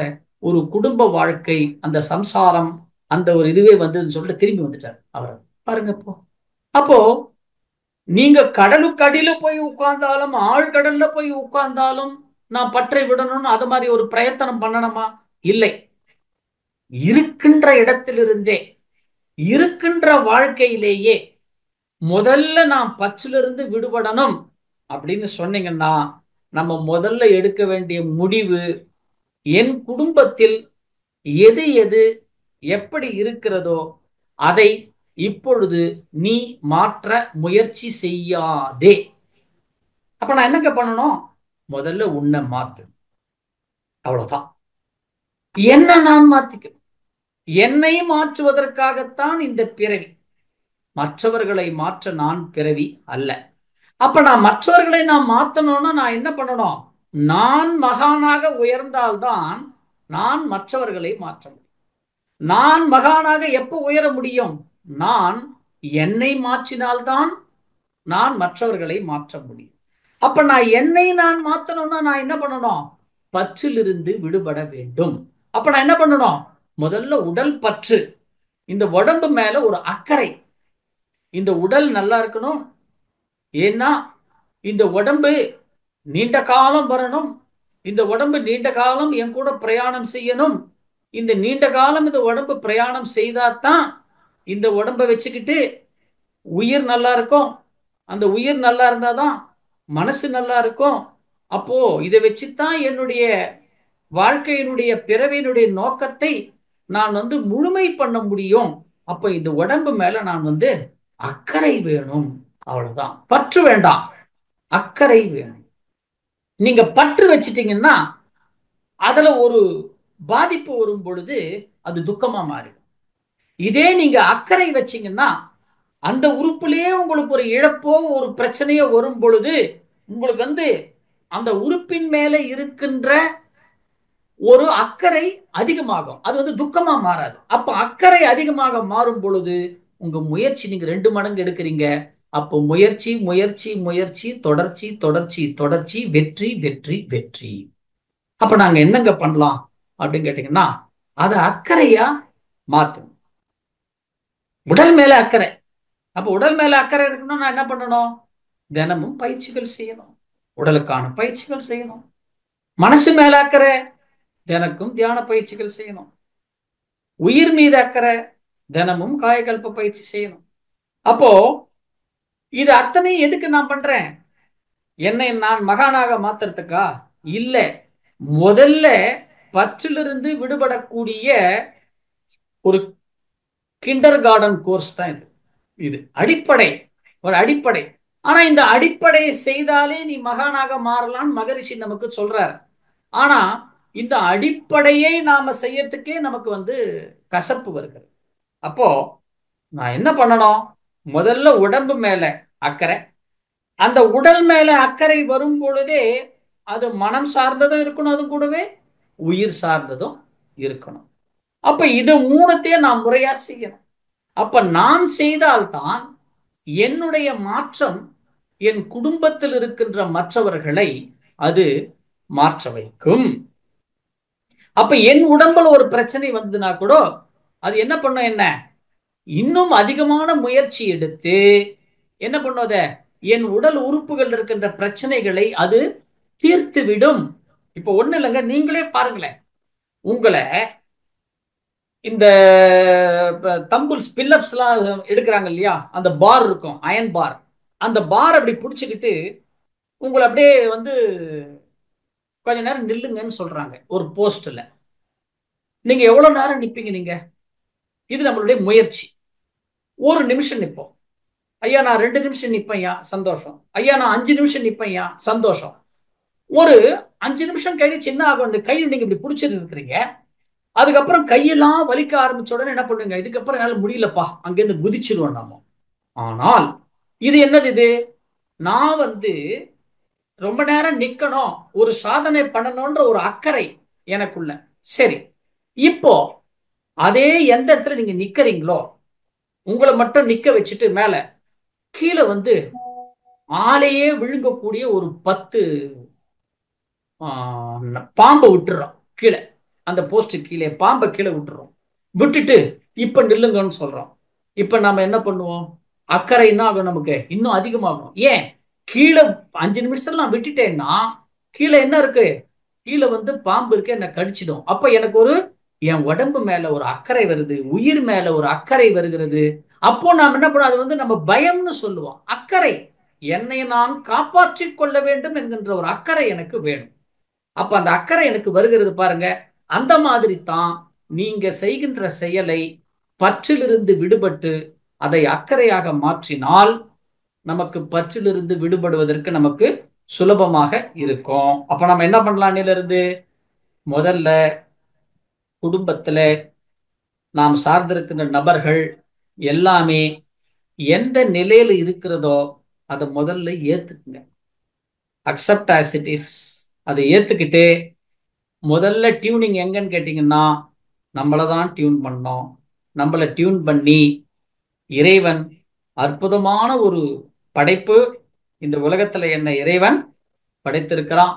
இன்னும் எவ்வளவு பேர் மரம் செடி கொடிகளா இருக்கிறாங்க, எவ்வளவு பேர் இன்னும் 2 அறிவு 3 அறிவு 4 அறிவு 5 அறிவு விலங்குகளா இருக்கும் பொழுது இறைவன் ஒரு அற்புதமான ஒரு பிறவி எனக்கு கொடுத்திருக்கிறான். அதுக்கு நான் முதல்ல இறைவனுக்கு நான் நன்றி சொல்றேன். பற்றில்லாத வாழ்க்கை, பற்றற்ற ஒரு வாழ்க்கை வாழ்வதற்கு எதன் மீதும் பற்றில்லாமல் இருக்கின்ற பொருள், இருக்கின்ற உறவுகளோடு பற்றை கடந்த நிலையிலே ஒரு அக்கறையோடு வாழ்ந்து, இவற்றுக்கு எல்லாவற்றுக்கும் அடிப்படை சாந்தி, மனம். அப்ப இந்த மனசு வேற எதிலையும் லயிக்க கூடாது. அப்ப இந்த மனசு வேற எதுலயும் லயிக்காம இருக்கணும் அப்படின்னு சொன்னா, நான் எந்த நிலைக்கு போகணும் அப்படின்னு சொன்னா, அப்போ அதனுடைய அடுத்த நிலைன்னு ஒண்ணு வருது பாருங்க. அந்த ஆத்ம தூய்மைக்கான படிகள்ல 6வது படி ஒண்ணு வரும். அந்த 6வது படிதான் சந்தோஷம். அது வரணுங்க. அது வந்தாதான் மனிதனுடைய அந்த இயற்கையான சுபாவம் என்ன அது நமக்கு தெரியும். அது நான் தெரியணும்னா நான் என்ன பண்ணணும்? பற்றிலிருந்து விடுபட வேண்டும். ஏன்னா எந்த பொருளை நான் வைத்திருந்தாலும் சரி, எந்த நபர்களோடு நான் உறவாடினாலும் சரி, எல்லாமே ஒரு நாள் என்னை விட்டு போயிடும். அதைத்தான் சொன்னாரு, மனையாளும் மக்களும் வாழ்வும் தனமும் தன் வாசல் மட்டே, இமைக்கும் செல்வமும் மயானம் மட்டே, வழிக்கு துணை எது ஈசனே அப்படிங்கிறாரு. இறந்து போயிட்டாரு. இறந்து போனதுக்கு அப்புறம் என்ன வழிக்கு துணை? என்னப்பா வழிக்கு துணை? இறந்து போனதுக்கு அப்புறம் உடம்பே போயிடுச்சே அப்படின்னா, அப்ப உடல் என்பது ஒரு நாள் அழியக்கூடியதுப்பா. இந்த உடம்பு மேல நான் பற்று வைக்க மாட்டேன், ஆசை வைக்கிறேன், அக்கறை வைக்கிறேன். அக்கறை வைக்கிறேன், ஆசை இருந்தாலும் அது அக்கறையா மாத்துறேன். இந்த உடம்பு நல்ல காலம், நீண்ட காலம் வரணும், ஏன்னா அப்பதான் இந்த இது பதிவுகளை இது கழிக்கும் அப்படின்னு பற்றிலிருந்து அக்கறையா நான் மாத்துறேன். ஆனா அவர் என்ன சொல்றாரு? அப்ப கூட பட்டினத்தாரு, இந்த உடம்பு போயிடுச்சே, போ, இன்னும் எவ்வளவு பதிவுகள் இருக்கே, அதெல்லாம் கழிக்காம போயிடுச்சே, இதுக்கப்புறம் நான் என்ன பண்றது? திருப்பி புனரப்பி ஜனனமா வந்துருமே. இந்த ஆத்மா இப்ப பரியல் கிரவுண்ட்ல எடுத்துன்னு போய் இதை உடலை இந்த உடலை எரிக்கிறாங்களே. அப்ப இது எரிக்கிறாங்களே அப்படின்னு சொல்லும் பொழுது இந்த ஆத்மா இங்க நிக்கிறதே, இது திருப்பி புனரப்பி ஒரு பிறவியா வரணுமா, இல்லைன்னா நான் உன்னை தேடி வரணுமான்னு கேட்கிறார். வழிக்கு துணை எது ஈசனே அப்படிங்கிறார். இப்ப பாருங்க, அப்ப இவ்வளவு நேரம் நம்ம மனசு மனசு மனசு மனசுன்னு பேசிட்டு இருந்தோம் இல்லையா? இதுக்கு விடை அங்கத்தான் பட்டினத்தார் சொல்றார். அடுத்த லைன்ல என்ன சொல்றாரு பாருங்க அவரே. அப்பா, நீ வாழும் காலத்துல இந்த வழிக்கு துணை எது ஈசனேன்னு சொல்லிட்டு, தினையாம் அளவு எள்ளளவாயினும் நீ முன் செய்த தவம். முன் செய்த தவம்னா நீ உயிரோடு இருக்கும்போது தினை அளவு, எள்ளளவு, அவ்வளவு போறோம். அப்ப தினை அளவு எள்ளளவுன்னா என்னங்க? இப்ப நாம கூட நிறைய பேர் நம்ம நினைச்சிட்டு இருப்போம், ஐயா எனக்கு தியானமே சரியா வரலையே, எனக்கு நான் ஆக்னேயில தியானம் பண்றேன், துரியத்துல தியானம் பண்றேன், எனக்கு தியானமே வரலையே, மூலாதாரத்துல சாந்தி எனக்கு கிடைக்கலையே. எந்த தவம் நாம் செய்தாலும் உங்களை மறந்த நிலையிலே, எண்ணமற்ற நிலையிலே ஒரு க்ஷண நேரம் நீங்க இருந்திருப்பீங்கல்ல? நிச்சயமா இருந்திருப்பீங்க, இருந்திருப்பீங்க. அதுதான் தினையளவு எள்ளளவு. அதைத்தான் சொல்றாரு, தினையாம் அளவு எள்ளளவாயினும் நீ முன் செய்த தவம். முன் செய்த தவம் அப்ப நீ இறந்து போயிட்ட. நீ உயிரோடு இருக்கும்போது இதை பண்ணியிருந்தேனா என்ன நடக்கும்? தனையால பரலோகம் சித்திக்கும், இது சத்தியமே. இப்ப பாருங்க, இப்ப இந்த மனம், மனம்னா சாந்தி. இந்த பற்றுக்கு அடிப்படையே இந்த மனசுதான். அப்ப இந்த மனசு நினைச்சதுன்னா பற்று விடுபட முடியும். அப்ப அது விடுபடணும்னா நம்மளால முடியுங்க. நாம தான் அது முடியாதுன்னு நாம நினைச்சிட்டு இருக்கிறோம். நண்பர்களே, இன்னொன்னு கூட ஒரு உபநிஷத்துல ஒரு இடத்துல ஒரு அற்புதமா, அதாவது மனித மனம் என்பது அது விகாரம் அப்படிங்கிறார். மனசு ஒண்ணு, எப்படி வேணாலும் அது விகாரம் எடுக்கும், உருவம் எடுக்கும் அப்படிங்கிறார். எப்படின்னா, ஒருத்தன் ரோடுல பிச்சை கேட்கிறான். ஐயா எனக்கு பசிக்கிறது, மாற்று துணி இல்லை. எல்லோரிடமும் யாச்சகன் கேட்கிறான். உபநிஷத்துல ஒரு இடத்துல வருது, எல்லோரிடமும் யாச்சகன் கேட்கிறான். அப்படி யாச்சகன் கேட்கும் பொழுது அந்த வீதியில ஒரு தேர் வருது. அந்த தேர்ல அந்த நாட்டினுடைய ராஜரிஷி வரார். அந்த ராஜரிஷி வந்த உடனே இந்த வீதியில யாச்சகம் எடுக்கின்ற ஒரு பிச்சைக்காரரை, அந்த மனிதரை பார்க்கிறார். பார்த்த உடனே இவர் தன்னுடைய ஞானத்தினால என்ன பண்றாரு, இவர் நம்ம அரச பரம்பரையினுடைய வாரிசு அப்படின்னு அவருக்கு தெரியுது.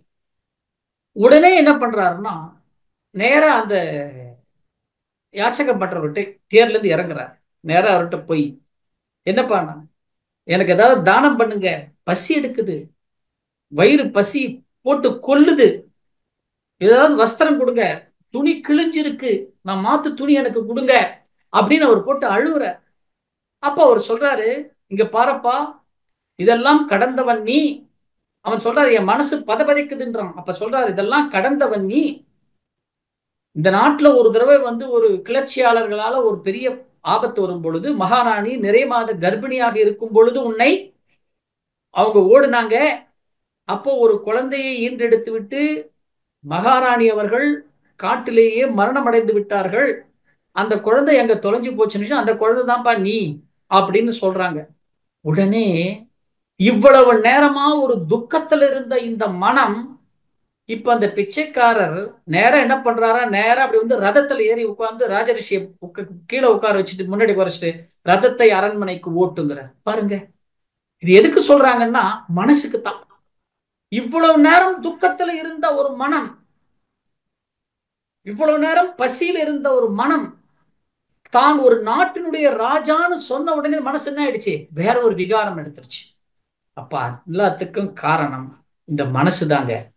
அப்போ பற்றிலிருந்து என்னால விடுபட முடியுமா முடியாதான்னு கேட்டால் என்ன பதில்? நீங்கள் மனசு வைத்தால் முடியும், நீங்கள் மனது வைக்கவில்லை என்றால் முடியாது. அப்ப நான் என்ன பண்ணணும்? இந்த பற்றை நான் அக்கறையாக மாற்றுவேன். அது அக்கறையாக மாற்றும் பொழுது பற்றிலிருந்து விடுபடுவதற்கு உண்டான பாதையை நோக்கி நான் செல்கிறேன். எனவே பற்றிலிருந்து நம்மால் விடுபட முடியும் என்ற ஒரு அற்புதமான, ஒரு ஆழ்ந்த தீர்க்கமான ஒரு நம்பிக்கை இன்று எனக்கு ஏற்பட்டிருக்கிறது. இந்த ஒரு நம்பிக்கையோடு, இந்த ஒரு முயற்சியோடு 5வது படியில் நான் காலெடுத்து வைத்திருக்கிறேன். இந்த பயணம் சரியாக அடுத்த 1 மாதங்கள், இந்த 1 மாதம் இந்த பயணம் சரியாக சென்றால் நான் 6வது படியாகிய சந்தோஷம், அதில் கால் எடுத்து வைப்பேன் என்ற நம்பிக்கையிலே இந்த சிந்தனையை இத்தோடு நிறைவு செய்து, இந்த அற்புதமான சிந்தனைக்கு வாய்ப்பினை நல்கிய உலக சமுதாய சேவா சங்கத்தினுடைய தலைவர் அவர்களுக்கும், ஆழியார் ஐடி இயக்குநரகம் மற்றும் அனைத்து அன்பர்களுக்கும், இதுகாரும் செவிமடுத்த அத்தனை வேதாத்திரி விருட்சங்களுக்கும் சிரம் தாழ்ந்த நன்றிகளை தெரிவித்துக் கொண்டு, பற்றிலிருந்து விடுபடுவோம். இன்று சன நேரம் முதல் அதை பற்றை அக்கறையாக மாற்றி அடுத்த மாதம் சந்தோஷத்தை நோக்கி செல்வோம் என்று கூறி உரையை நிறைவு செய்கிறோம். வாழ்க வையகம், வாழ்க வையகம், வாழ்க வளமுடன். கேள்வி கேட்கும் அன்பர்கள் தங்களுடைய கைபேசியை தாங்களே அன்மியூட் செய்து கொண்டு கேள்விகளை மட்டும் சுருக்கமாக கேட்கும் போது அது மற்றவர்களுக்கும் பயனுள்ளதாக இருக்கும் என்பதால் கேள்விகளை சுருக்கமாக கேட்குமாறு அன்போடு கேட்டுக்கொள்கிறோம். முதலாவதாக ராஜாராமன் ஐயா அவர்கள். வாழ்க வளமுடன் ஐயா. ஐயா வாழ்க வளமுடன். வாழ்க வளமுடன் ஐயா. ராஜாராமன், சென்னை பாலதாகந்து பேசுறையா. ரொம்ப அருமையான தலைப்பு. ஆனால் நீங்க இந்த பேச ஆரம்பிச்ச உடனே அதுலயே பதிலே கொடுத்துட்டீங்க. 5 நிமிஷத்துல முடிஞ்சு போச்சுன்னு நினைச்சதேன். பட்டுல இருந்து விடுதலைன்னு சொல்லிட்டு அதுக்கு மாற்று வார்த்தை சொன்னீங்க, அக்கறைன்னு. அதுலயே டாபிக் முடிஞ்சு போச்சு.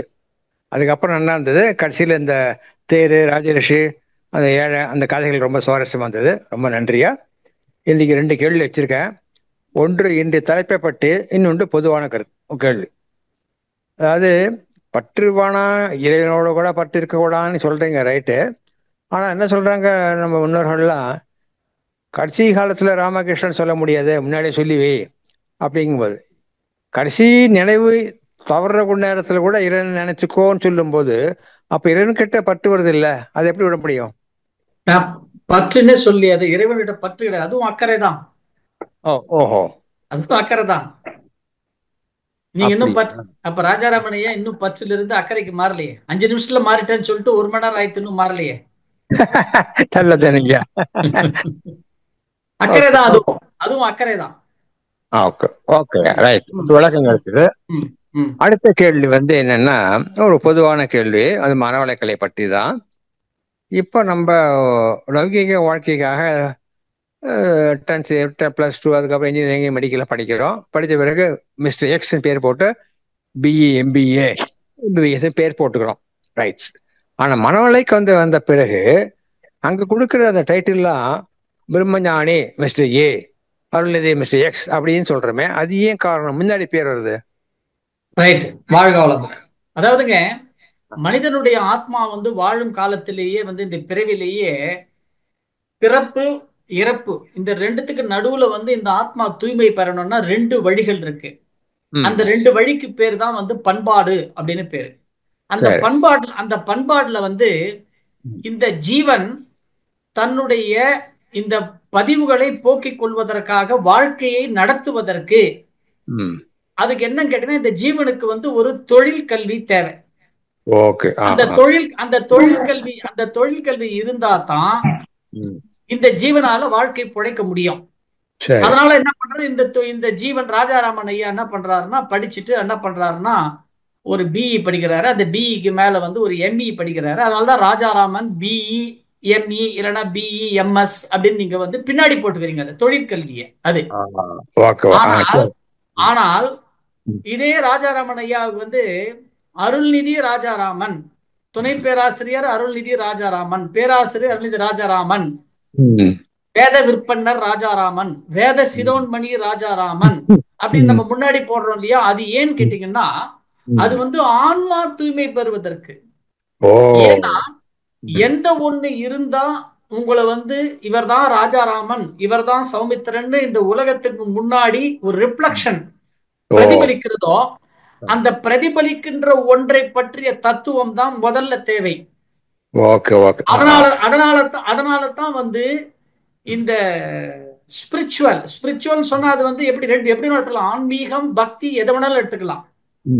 அப்படி எடுத்துக்கும் பொழுது அந்த மாதிரி ஒரு நமக்கு வந்து குருவால மக்களால கொடுக்கப்படுகின்ற அந்த ஒரு பட்டம் தான் அது வந்து பேருக்கு முன்னாடி போறதுக்கு காரணம். அதுதான் ஐயா. வாழ்க வளமுடன்.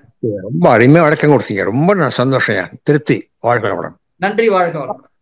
வாழ்க வளமுடன் ஐயா. மிக்க நன்றிகள் ஐயா. அடுத்த அன்பராக ராஜலட்சுமி அம்மா அவர்கள். வாழ்க வளமுடன் அம்மா.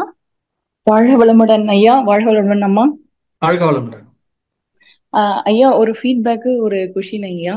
லாஸ்ட் இயர் நான் உங்களுக்கு கால் பண்ணேன். வேட்டிகோ ப்ராப்ளமா இருக்கு, எந்த பக்கம் திரும்பினாலும் வந்துட்டு கழுத்து சுத்துது, கிருன்னு மண்டையே சுத்துது அப்படின்னு சொல்லியிருந்தேன். அப்ப நீங்க சொன்னீங்க வந்துட்டு காயக்கல்பம் பண்ணுங்க, எக்ஸசைஸ் பண்ணுங்க, நாடி சுத்தி பிராணாயாமம் பண்ணுங்க அப்படின்னு சொன்னீங்க. நான் அதை கண்டினியூஸா இன்னி வரைக்கும் பண்ணிட்டு இருக்கேன் ஐயா. வேர்டிகோ எல்லாம் டோட்டலா ஆல்மோஸ்ட் 95% குறைஞ்சிருச்சு. வெரி குட் மா. வாழ்க வளமுடன். Please continue. தேங்க்யூங்க ஐயா. ஒரு ஃபர்ஸ்ட் இனிஷியலா பண்ணும்போது வந்துட்டு மகராசனம் பார்ட் 2 பண்ணும்போது கொஞ்சம் ரொம்ப சிரமமா இருந்துச்சு. இருந்தாலுமே நான் பண்ணேன் நானு. அதே போல கைப்பயிற்சியில லாஸ்ட் 2 நிலையும் கொஞ்சம் ரொம்ப கொஞ்சம் சிரமமா இருந்துச்சு. இருந்தாலுமே வந்துட்டு கஷ்டப்பட்டு பண்ணிக்கிட்டே இருந்தேன். இப்ப டோட்டலா ஆல்மோஸ்ட் வந்துட்டு குறைஞ்சிருச்சுங்க ஐயா. ரொம்ப தேங்க்ஸ். ரொம்ப சந்தோஷம். கலெக்டிவ் எல்லாருக்குமே நன்றி. ஒண்ணு ஞாபகம் வச்சுங்க, கழுத்து வலி எல்லாம் வந்துட்டாலே அது வந்து எப்படின்னு கேட்டீங்கன்னா வந்து கழுத்து வலி என்பது என்ன கேட்டீங்கன்னா வந்து புலிவால பிடிச்ச கதை தான் அது. ஆமா, எனக்கு போயிடுச்சேன்னு சொல்லிட்டு விட்டுறாதீங்க. அன்னைக்கு தினமும் பயிற்சிகள் பண்ணிடுங்க. ஆமாங்க ஐயா. அன்னைக்கு பயிற்சி இப்ப ஒரு ஈவினிங்கா பண்ணிக்கலாம் அப்படின்னு நினைச்சா கூட உடனே ஒரு கிர்ன்னு ஒரு ஃபீல் ஆகுது. அப்ப காலையிலேயே ஸ்டார்ட் பண்ணிடுவேன். உங்களுக்கு பாருங்க, கம்பல்சரியா முடிஞ்சா காலையிலேயே பண்ணிடுங்க. காலையில நேரம் கிடைக்கலன்னா உங்களுக்கு எப்போ ஓய்வு நேரம் கிடைக்குதோ, ஸ்டமக் எம்டியா இருக்கும்போது தயவு செய்து அப்பயாவது பயிற்சி பண்ணிடுங்க. சரிங்க. ஒரு கொஸ்டினுங்க ஐயா.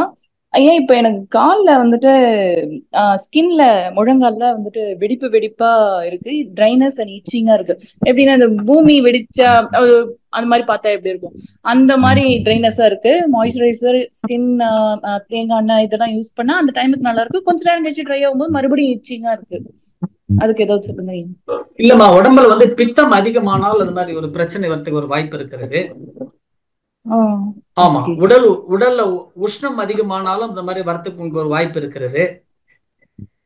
இதுக்கு வந்து நீங்க வந்து நீங்க எங்க இருக்கீங்க? துபாயில இருக்கேங்க ஐயா. துபாய். ஓகே. அதுக்கு வந்து சித்த மருத்துவத்துல நல்ல மெடிசின்ஸ் எல்லாம் நிறைய இருக்குதுக்கு. சொல்லுங்க ஐயா. வீட்டுல இல்ல, அது நீங்க என்ன பண்ணுங்க, நீங்க வந்து என்னுடைய மொபைல் நம்பர் உங்களுக்கு தெரியும் இல்லையா? தெரியுங்க ஐயா. சரி, மொபைல் நம்பர்ல வந்து கால் வெடிப்பு எப்படி இருக்குன்றத வந்து ஒரு போட்டோ ஒண்ணு எடுத்து போடுங்க. சரிங்க ஐயா. பார்த்துட்டு இது எப்படி இருக்கு, அதுக்கு எந்த மாதிரி வந்து உங்களுக்கு வந்து எடுத்துக்கலான்றத கண்டிப்பா சொல்லுங்க. சரிங்க, ரொம்ப நன்றிங்க ஐயா. வாழ்க வளமுடன். வாழ்க வளமுடன் அம்மா. நன்றிகள் அம்மா, வாழ்க வளமுடன். அடுத்த அன்பராக கிருபாநிதி அம்மா அவர்கள். வாழ்க வளமுடன் அம்மா. அம்மா வாழ்க வளமுடன். ஐயா வாழ்க வளமுடன் ஐயா. வாழ்க வளமுடன்மா. ஐயா, அதாவது ரொம்ப அருமையா பேசுனீங்க. அதை நிறைய பேர் இருக்காங்க. பற்றிலிருந்து விடுபட்டு அக்கறை, அதுல ஆசையும் கொஞ்சம் கலந்து இருக்குல்லையா, அந்த மூணுவும் கொஞ்சம் சம்பந்தப்பட்டது மாதிரி இருக்கும் ஒண்ணு. இப்ப நம்ம இதுல என்ன ஆசையா? இந்த பற்று அக்கறையில அந்த ஆசையும் கொஞ்சம் புகுந்துருது. சில சமயம் நம்மள அறியாத ஒரு ஆசை தூண்டும், பிறல் மன தூண்டுதல கூட ஒரு ஆசை வந்துருது. இப்ப இதெல்லாம் செய்யதான் நமக்கு தவம்ங்கிறது முக்கியமா எல்லா பேராசிரியரும் சொல்லிங்க, குருவும் கொடுத்திருக்காங்க. ஆனா அந்த தவத்தையே அவர் பல வழியில பல வச்சிருக்காங்க, 9 பிரிவா பிரிச்சிருக்காங்க. நான் ஏற்கனவே கூட அதை பத்தி உங்கள்கிட்ட பேசலாம்னு நினைச்சேன். அதாவது ஆகின முதல்லன்னா ஆகினதான், துரியத்துக்கு போனா ஆகின பண்ணிப்போ, 9 மையம்னா மூலாதாரத்துல இருந்து போ. இந்த கண்டினியூஷன் எதுல இருந்துயா வந்தது? இது எப்படி நம்ம மாத்தி நம்ம அழகா கோர்வையா கொண்டு போகலாம் ஐயா? என்னோட இல்ல, ரூம்ல இருக்கிற நண்பர்கள் கூட ரொம்ப பேர் நாங்க பேசிக்கிட்டோம். இதை நீங்க சொன்னா பிரயோஜனமா இருக்கு. நன்றி ஐயா. வாழ்க வளமுடன். சிறப்பான கேள்வி. இதுவரையும் அன்பர்கள் கேட்காத ஒரு கேள்வி கேட்டிருக்கீங்க கிருபாநிதி அம்மா. அம்மா, நீங்க வந்து இந்த பற்று, அது அக்கறை வரும்பொழுது அக்கறையில கண்டிப்பா ஆசை இருக்கும். ஆசை இல்லாத மனிதர் கிடையாது. அதுக்குதான் மகரிஷி வந்து ஆசை சீரமைத்தல் கொடுத்திருக்கிறார் நமக்கு. அந்த ஆசை வந்து பாருங்க, அதான் இன்னைக்கு ஸ்பெசிபிக்கா இதுல ஒரு வார்த்தை சொன்ன பாருங்க, மனதிலிருந்து தோன்றுகின்ற எண்ணங்கள் எனக்கும் சமுதாயத்திற்கும் நன்மை பயக்கக்கூடியதாக இருக்க வேண்டும். அதுதான் ஆசையில வந்துருமா? அது அந்த கேள்விக்கு ஆன்சர் கொடுத்தாச்சு உங்களுக்கு. இப்போ அடுத்ததா இந்த தவங்கள், மகரிஷி ஏன் வந்து இப்படி தவத்தை ஆகினையில ஆரம்பிச்சு ஆகினை, சாந்தி, துரியம், பஞ்சேந்திரிய தவம், பஞ்சபூத நவகிரக தவம், துரியாதீத தவம், அது பஞ்சபூத நவகிரக தவம், துரியாதீத தவம், 9 மைய தவம், நித்யானந்த தவம், மகரிஷி அதுக்கப்புறம் கடைசியில இறைநிலை தவம். இந்த 9 தவங்கள் மகரிஷி ஏன் இப்படி கொடுக்கிறார் அப்படின்னா அதுக்கு ஒரு காரணம் இருக்கிறது. இப்ப ராஜாராமன் ஐயாவுக்கு ஒரு ஆன்சர் பண்ணோம். இப்பதான் பிறப்புக்கும் இறப்புக்கும் இடைப்பட்ட காலம் வாழ்க்கை. அந்த வாழ்க்கையில மனிதன் வாழும் காலத்திலேயே உயிரை உணர வேண்டுமா, இறக்கும் காலத்திலே உயிரை உணர வேண்டுமான்னு ஒரு கேள்வி. வாழும் காலத்திலே உயிரை உணர்ந்தால் அவன் மாமனிதன், இறக்கும் காலத்திலே உயிரை உணர்ந்தால் அவர் மனிதர். மனிதராக பிறப்பவர் மறுபடியும் ஒரு பிறவிக்கு வாய்ப்பு உண்டு. மாமனிதராக வாழும் காலத்திலேயே மாறிவிட்டவர்களுக்கு பிறவி தொடர் அறுக்கப்படுகிறது. எனவே வாழும் காலத்திலேயே நாம் இந்த உயிரை உணர வேண்டும். உயிரை உணர்ந்தால் இறைவனை உணர்கிறோம்.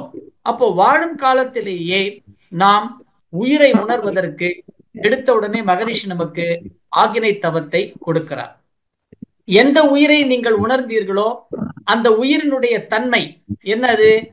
உயிர் உடல் முடக்க படரும் பொழுது மனமாக மாறுகிறது. அப்ப அந்த மனதனுடைய தன்மை என்ன? சுகம், சந்தோஷம், ஆனந்தம்.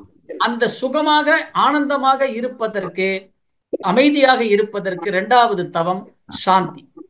எந்த உடலுக்குள்ளே உயிரை உணர்ந்து எந்த அமைதியை உணர்ந்தீர்களோ அந்த அமைதியோடு உயிரோடு ஒடுங்கிய நிலையில் இருப்பதற்கு 3வது நிலை பெற்று தவம் என்று சொல்லக்கூடிய துரிய தவம்.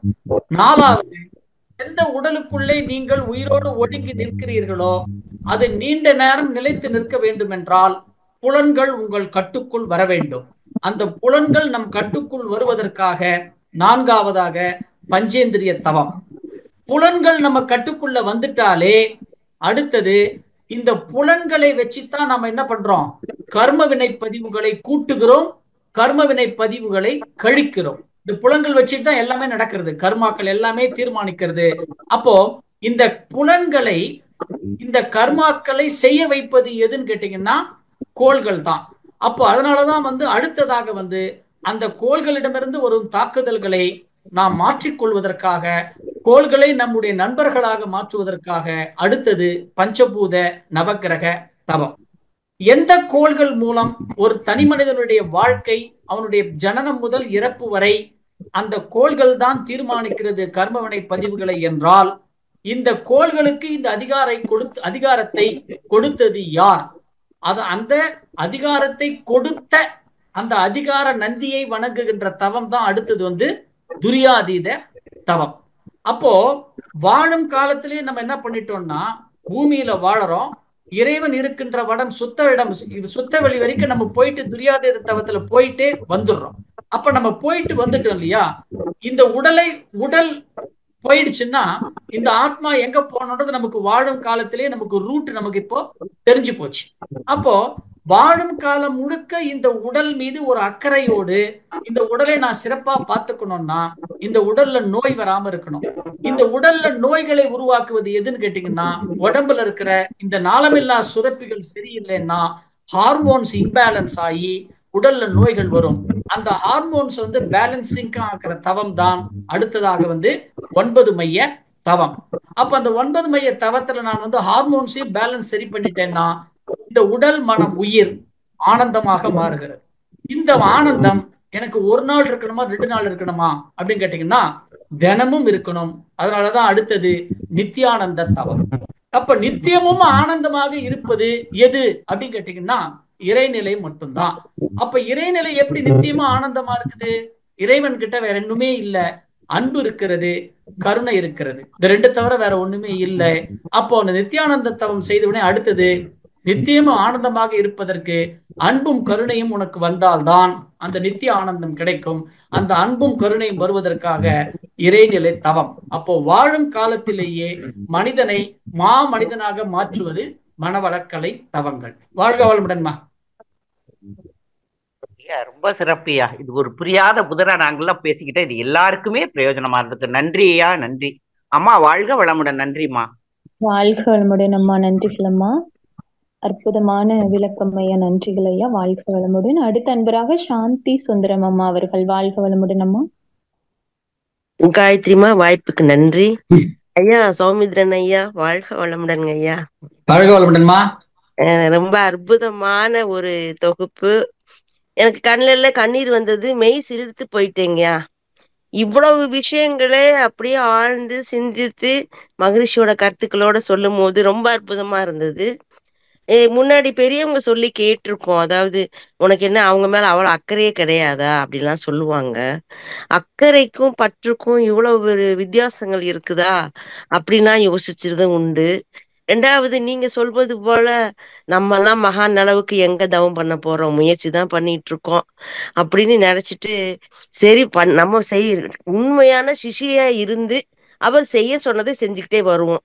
கிடைக்கும் போது கிடைக்கட்டும், இல்ல இன்னும் 2 பிறவி எடுத்துதான் கிடைக்கணும்னு இருக்குதா நம்மளுடைய கர்மால, அதுவே நடக்கட்டும் அப்படிங்கிறதுல அவருடைய பாதங்களை பற்றி கொண்டு அவருடைய அந்த வேதாத்திரிய கருத்துக்களை முழுமையாக ஏற்றுக்கிட்டு நம்ம இருக்கும் காலம் வரைக்கும் மற்றவங்களுக்கு நன்மை செஞ்சுட்டு போயிடணும் அப்படிங்கிற ஒரு மனநிலைக்கு வந்தது மட்டும் அல்லாமல், நான் என்னை அக்கறையா பாத்துக்கிறது இன்னொரு ஒரு சுயநலமாவும் எடுத்துக்கிட்டேன். எப்படின்னா, என்னால மற்றவங்களுக்கு எந்த கஷ்டமும் வரக்கூடாது.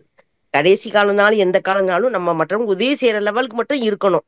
ஒருத்தவங்ககிட்ட உதவி கேட்கிற நிலைமைக்கு என்னை கொண்டு போக கூடாது குருவே அப்படின்னு இறைவனே நமக்கு குருவா வந்திருக்கிறாரு, அவரை வேண்டிக்குவோம்னு நினைச்சுக்குவேன். ஆனா இன்னைக்கு இந்த பற்றுக்கும் அக்கறைக்கும் இவ்வளவு வேறுபாடுகள், இவ்வளவு விஷயங்கள் அற்புதம்ங்கய்யா. நானு ரொம்ப என்ன சொல்றதுன்னு புரியலங்கய்யா. ரொம்ப சந்தோஷங்கய்யா. எனக்கு கொஞ்சம் 4-5 நாளா வைரல் ஃபீவர், உடம்பு முடியல. இன்னைக்கு நல்ல தெளிவா இருந்துச்சு, உட்காந்துட்டு நல்லா இருக்குது. ரொம்ப அற்புதம்யா ஐயா. இந்த அக்கறைக்கும் பற்றுக்கும் ஒரு சின்ன இது சொல்றீங்களாங்க, எப்படிங்க எடுத்துக்கிறது? ஒரு உதாரணம் சொல்ல முடியுமாங்கய்யா? அததான் நான் சொன்னேனேம்மா. இப்ப இப்ப நீங்களே சொல்லிட்டீங்க பாருங்க, நீங்களே சொல்லிட்டீங்க பாருங்க. அதாவதுங்க, சாந்தி சுந்தரம் அம்மா கிட்ட கொரோனா பீரியட்ல நான் பேசின சாந்தி சுந்தரம் அம்மா வேற, இப்ப நான் பேசுற சாந்தி சுந்தரம் அம்மா வேற. ஏன்னா அன்னைக்கு ஒரு விலை மதிப்பு இல்லாத ஒரு உறவை நீங்க இழந்தீங்க இல்லையா? அன்னைக்கு ஒரு உறவை இழந்தீங்க. அப்ப அந்த உறவு மேல வைத்த பற்று அந்த அந்த உறவை இழக்கும் பொழுது உங்க வாயிலிருந்து வந்த வார்த்தைகள், உங்களுடைய மனசிலிருந்து வந்த ஒரு உதறல் எல்லாம் அன்னைக்கு தெரிஞ்சது.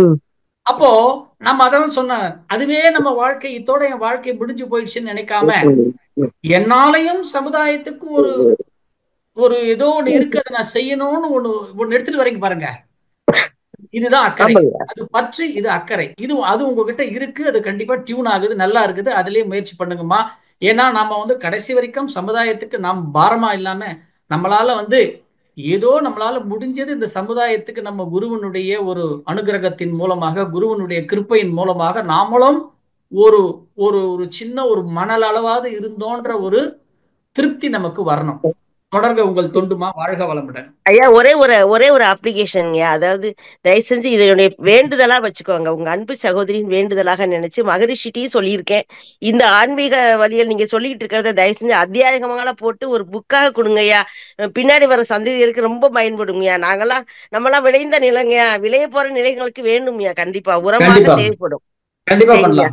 கண்டிப்பாங்கய்யா. ரொம்ப நன்றிங்கய்யா. வாழ்க வளமுடன்ங்க ஐயா. காயுமா, நன்றிமா. வாழ்க வளமுடன் அம்மா. மிக்க நன்றிகள் அம்மா. வாழ்க வளமுடன். அடுத்த அன்பராக கண்ணம்மாள் அம்மா அவர்கள். வாழ்க வளமுடன் அம்மா. கண்ணம்மாள் அம்மா, வாழ்க வளமுடன்.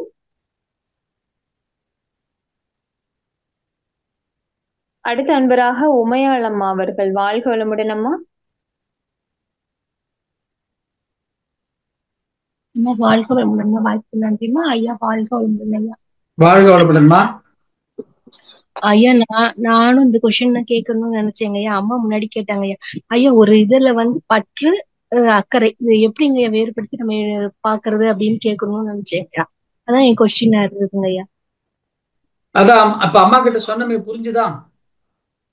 புரிஞ்சுதுங்க ஐயா. வாழ்க்கையில உங்க வாழ்க்கையில நடக்கின்ற சம்பவங்கள் என்னன்னு முதல்ல பாருங்கம்மா. நீங்க வாழ்க்கையில நடக்கின்ற சம்பவங்கள் எப்படி வரும்? ஒண்ணு நபர் மூலமா வரும், இல்ல பொருள் மூலமா வரும். புரியுதுங்களா?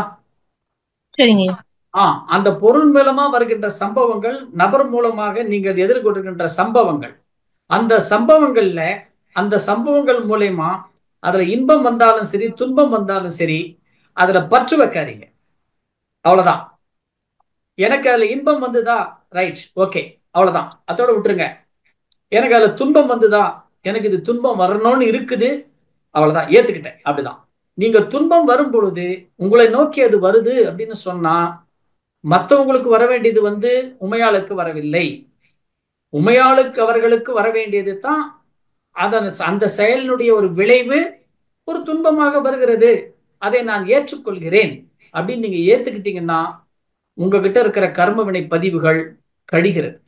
அதை ஏற்றுக்கொள்ளாமல் நீங்களே ஒரு தப்பு கணக்கு போட்டு இறைவன் கிட்டையோ யார் மூலயமா அந்த பதிவு நமக்கு வருகிறதோ அவர்களே இறைவனாத்தான் அந்த பதிவு நமக்கு கொடுக்கிறாங்க.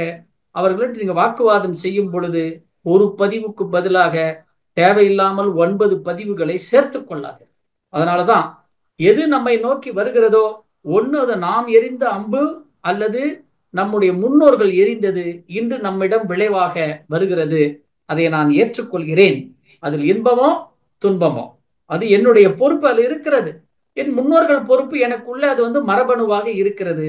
இதை நான் ஏற்றுக்கொள்கிறேன் பண்ணிட்டீங்கனாலே உங்களுக்கு அப்ப தானாவே உடல் மீதும் மனம் மீதும் உயிர் மீதும் சமுதாயத்தின் மீதும் உங்களுக்கு ஒரு அக்கறை வந்துவிடும். வாழ்க வளமுடன். நன்றிமா. நன்றிங்க. மிக சிறப்புங்க ஐயா.